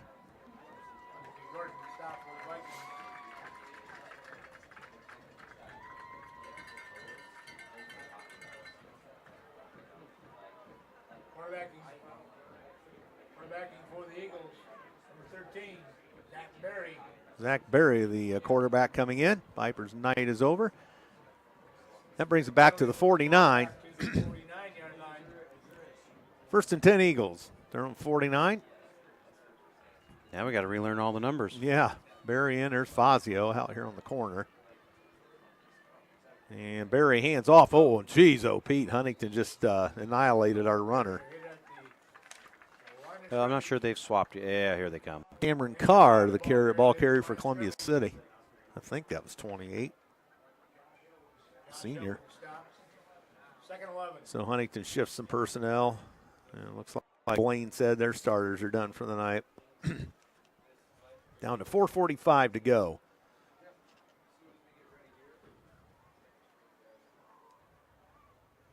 And Columbia City, looks like Clayton Scott brought the play in. And at midfield, the Eagles, 2nd and 11. And does Fazio have it? Yes, around the right side. Fazio, he's got some speed. He gets about 7 yards. Nice little run. Yeah. Of course, the Eagles will be playing JV ball at Huntington in the morning. So here's some JV football. Now check that out. 10 o'clock start. Skidmore on the tackle for the Vikings. Under 4 to go. 3rd and 4 for the Eagles. Berry up under center. Fazio in motion again. Fazio has it around the right side and hop, skip, and a jump and a 1st down and then some. Good 9-yard pickup. Couldn't get his feet over the blades of grass down there. Otherwise, yeah, he's gone. So it's going to be 1st and 10 at the Huntington North 35. Columbia City bringing some other players on here. Kellen Ferguson, I can't see this very well. He's a junior. He comes into the ball game.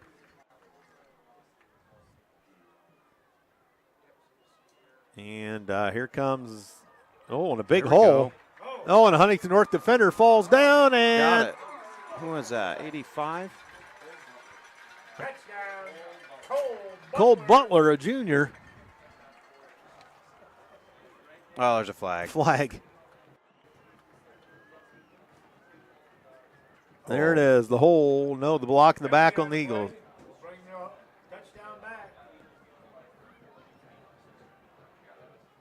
I still hear the band playing. Yep.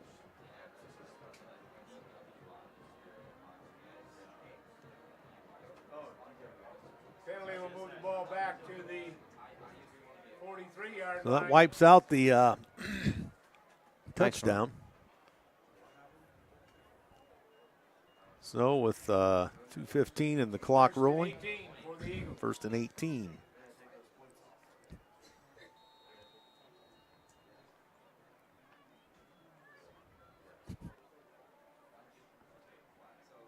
So Columbia City, and here is run off the left side. Cameron Carr. Tell you what, he's pretty big. He's got some size. Tall.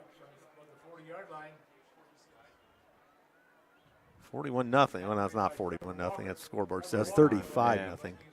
Yeah, it should be 35. So Columbia City up to the line of scrimmage a minute 35. And there's a run. And across the, well, it's going to be the 35. That was Ethan McIntosh, the ball carrier, sophomore. 3rd down 10.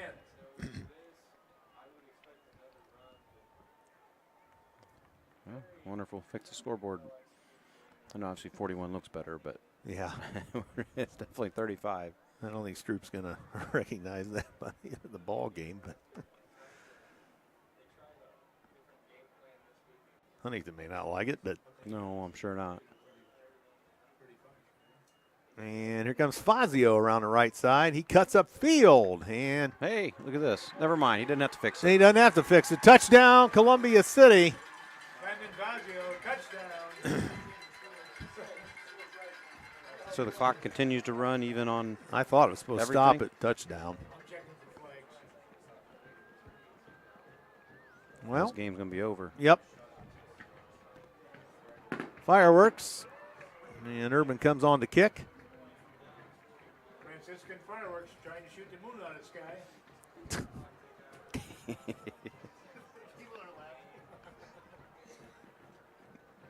I don't think they're going to kick it. Harvest moon. Where the guy Oh, yeah, they're going to let the clock run out. Well, look at that. Looks like Yep. we missed an extra point now. And they never attempted it. Eagles, Nope. 41, Vikings 0. 41-0. Columbia City. As they go 3-0 on the season at home. I'd say that's a good win. Yeah, we've only what? Oh. 7. We only gave up 7 to Busco, didn't we? We've only given up 7 points at home. Great homecoming. Way to go, Eagle. I'd say, looking at that, that's a huge, offense, defense. That was a great game. The one bad thing, I guess, would be the penalties that we had. We had a couple penalties that brought back some big plays. But, offense moved the ball really well. Defense did a great job of, obviously they pitched a shutout, but they had a couple drives there, especially in the second half, where Huntington started moving the ball, and we ended up forcing, 4th down and getting the ball back. Next Saturday, boys. Coach Prescott not directing traffic over there. He can be none too happy. I say I didn't see the coaches meet. Was it a? Yeah, well, I don't know. I missed that too. Hard to tell. Hard to tell. Coach Prescott's, I think he just sent him to the locker room. It looks like it. Pointed over there. Okay, we've got statistics here. And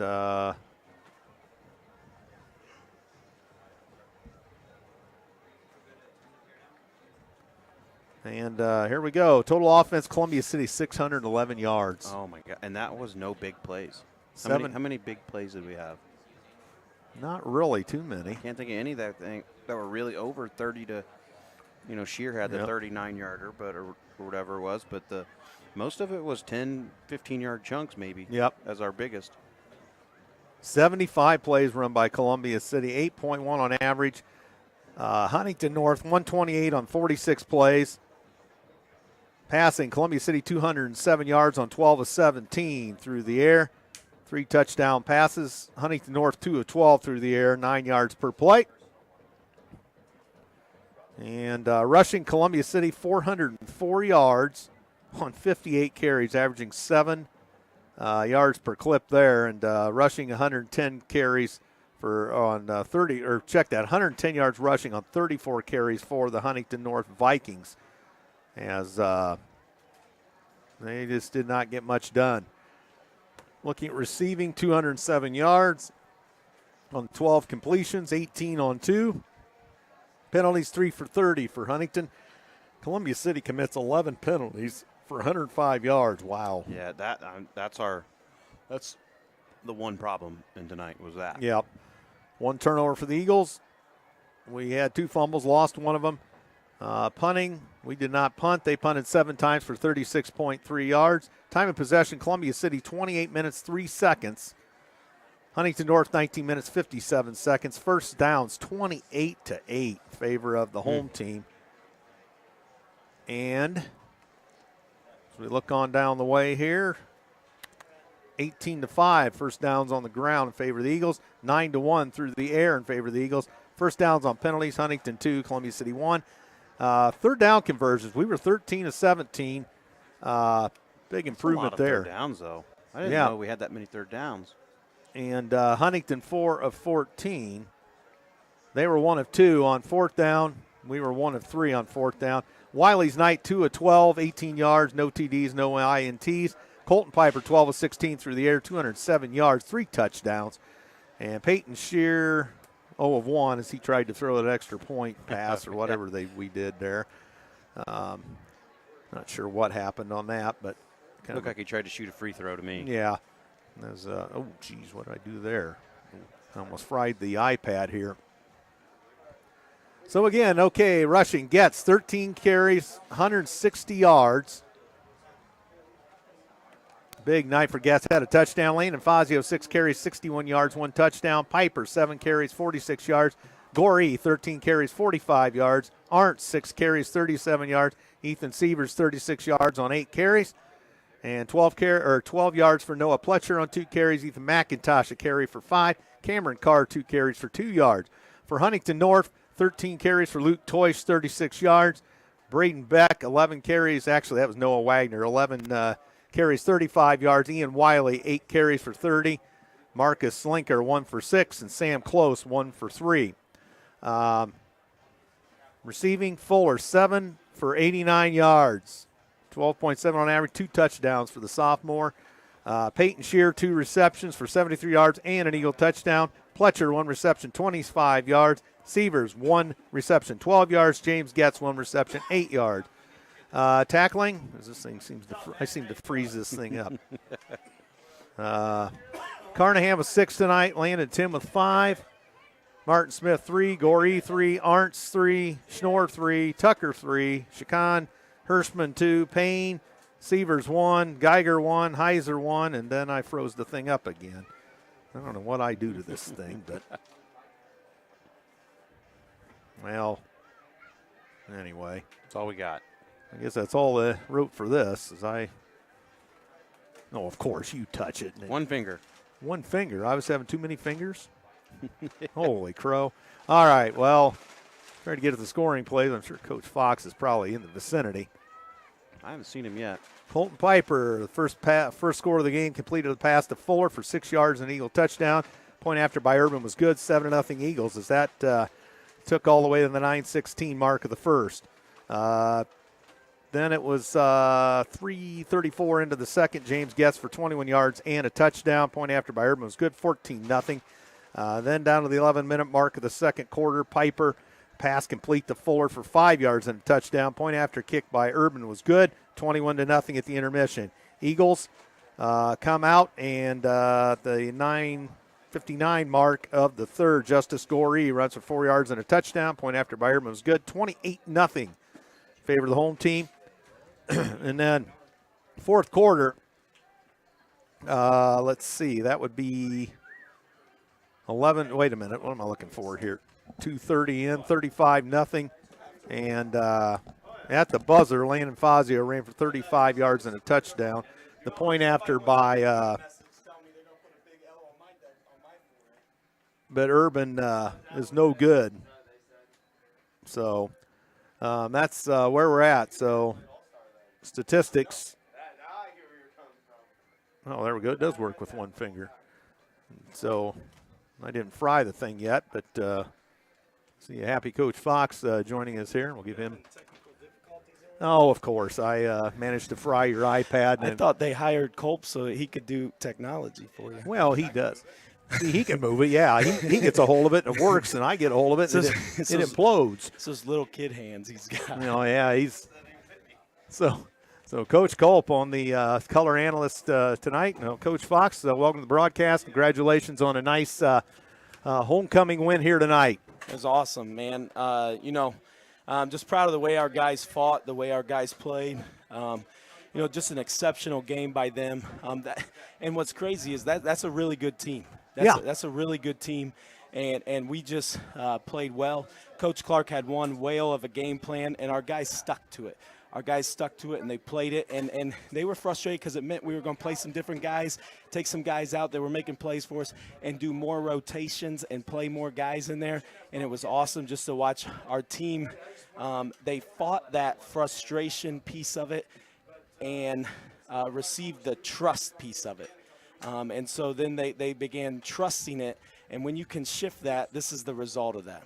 And Huntington North had to be frustrated by what you guys were doing. You mentioned several guys, in on this. And, again, we saw the rushing statistics were through the roof, and we mixed the pass in there. And we really didn't have, a heck of a lot of big plays tonight, but just a lot of chipping away at it. We did have some big plays in there. And, what's frustrating for me is, we got 11 penalties. Yeah. What I don't understand is, we can be at Delta and we can have 0 penalties. And then we can have an 11 penalty night like tonight. But what we kept telling the offense is it's just a chance to get more and more yards. Let's get more and more yards. And they responded. We had a 98-yard touchdown drive and a 95-yard touchdown drive. And those kind of things break the will of your opponent. And that's what they did. And the defense just continued to just frustrate them.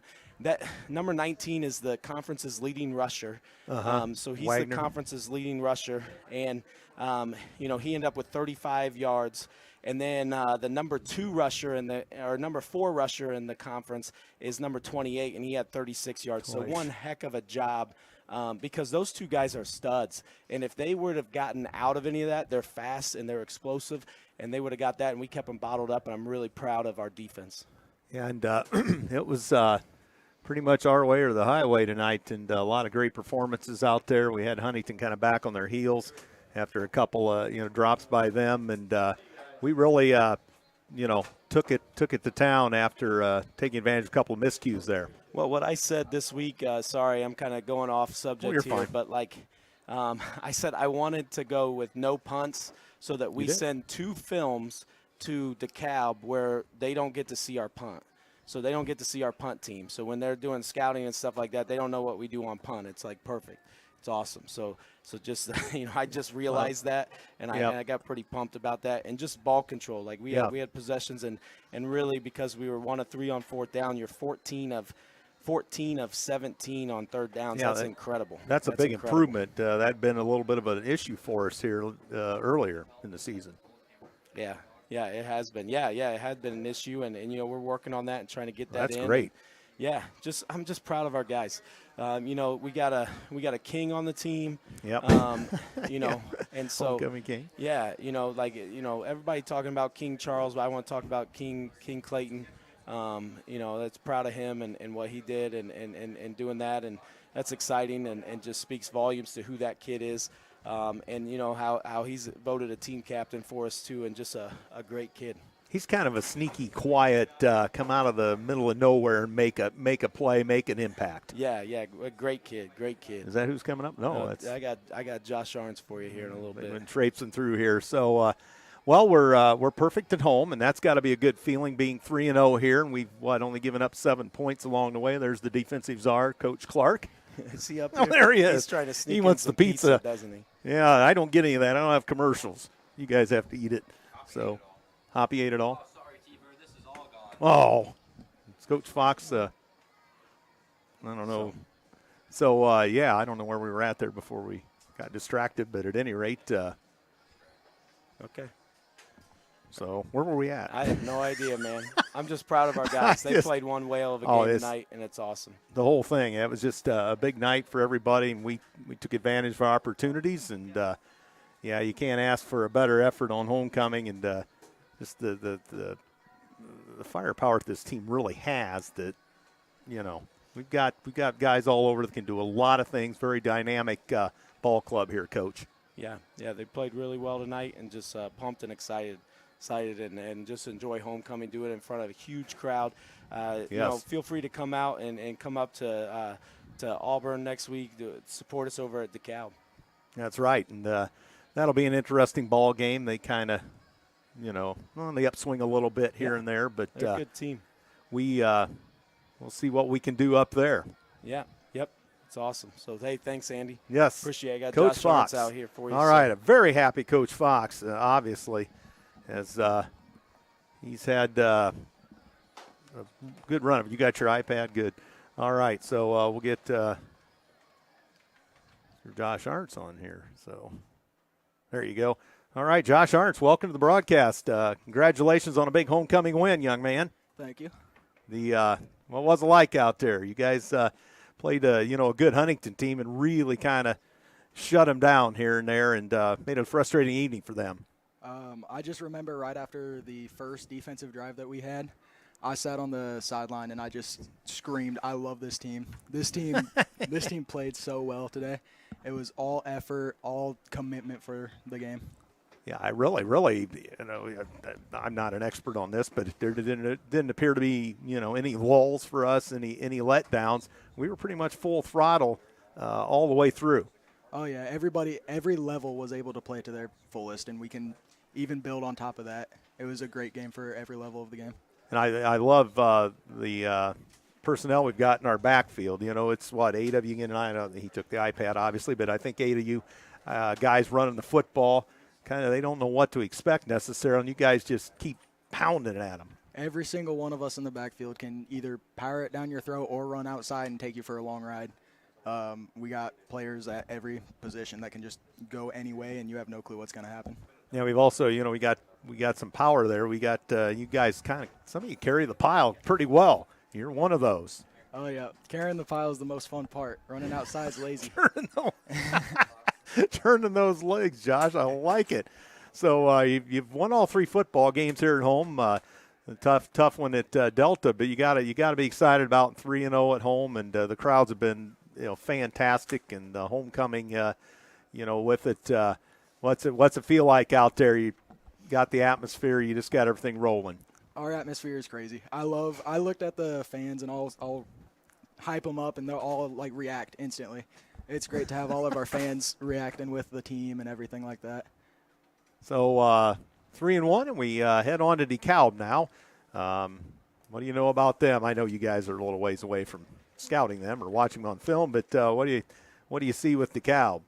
I just know that we'll do film on them Monday, and we are ready for anybody. And we can take on anybody. We'll be playing on grass. I don't think they have the turf, do they? I think they got a new field this year. Did they? I think so. I don't know. Well, we'll see. I know them and Belmont were about the last 2 without it, so we'll have to see. But that makes you faster on that turf, right? Oh, yeah. So you love the need for speed, right? Oh, yeah. I'm faster and can drive harder. Now, you don't drive like that, do you? No. Nope. So, the need for speed, Josh Arntz. Well, anything else you want to say to the fans? There's many of them listening. No, I just love the atmosphere this night. It was amazing. The homecoming atmosphere, the cheering on for our team, it was great. All right, Josh. Well, congratulations on a win, and thank you for coming up. Thank you, sir. Congratulations. Josh Arntz, ladies and gentlemen. Coach Fox brought him up tonight. Hard workmanlike effort. And he'll get a good night's sleep after that, no doubt about it. So what a night here. Coach Culp, are you coming back? Sure, why not? Closing comments from color analyst tonight, Coach Culp. And, we pretty much heard it there. Coach Fox, he was definitely excited about things and was really happy with the defensive effort tonight. Complimented Coach Clark on his defensive game plan. Yeah, I know Clark. I talked to him before the game. He was kind of nervous because, Huntington kind of played into our weakness. He said, I didn't see any weakness tonight. So that's on Clark and getting the defense ready. And then obviously the boys playing hard. Yeah, I told Josh I really didn't see any, sometimes you go through games and matches and whatever where you have a lull and you kind of, maybe a little letdown here, but there was none of that tonight. Hardly at all. Maybe 1 or 2 plays where they got, 10 or 15 yards, but that's it. And then the 2 drop passes, we got lucky there, but. Yeah, and sometimes you need that. Yep. So other than that, man, our defense looked good. Hopefully they can carry that momentum right into, we're in the thick of our schedule now. Yeah. DeKalb, New Haven, was it East Noble, East Leo, Noble, and Norwell. and Norwell. So, it could easily be, you take that run and carry that through DeKalb and into those tough teams, or hopefully they don't hit that skid like they've hit for a couple years. Yeah, absolutely. So it's always never easy up at Cecil Young Field in the Waterloo against DeKalb. So we'll definitely have to be on our toes Absolutely. up there.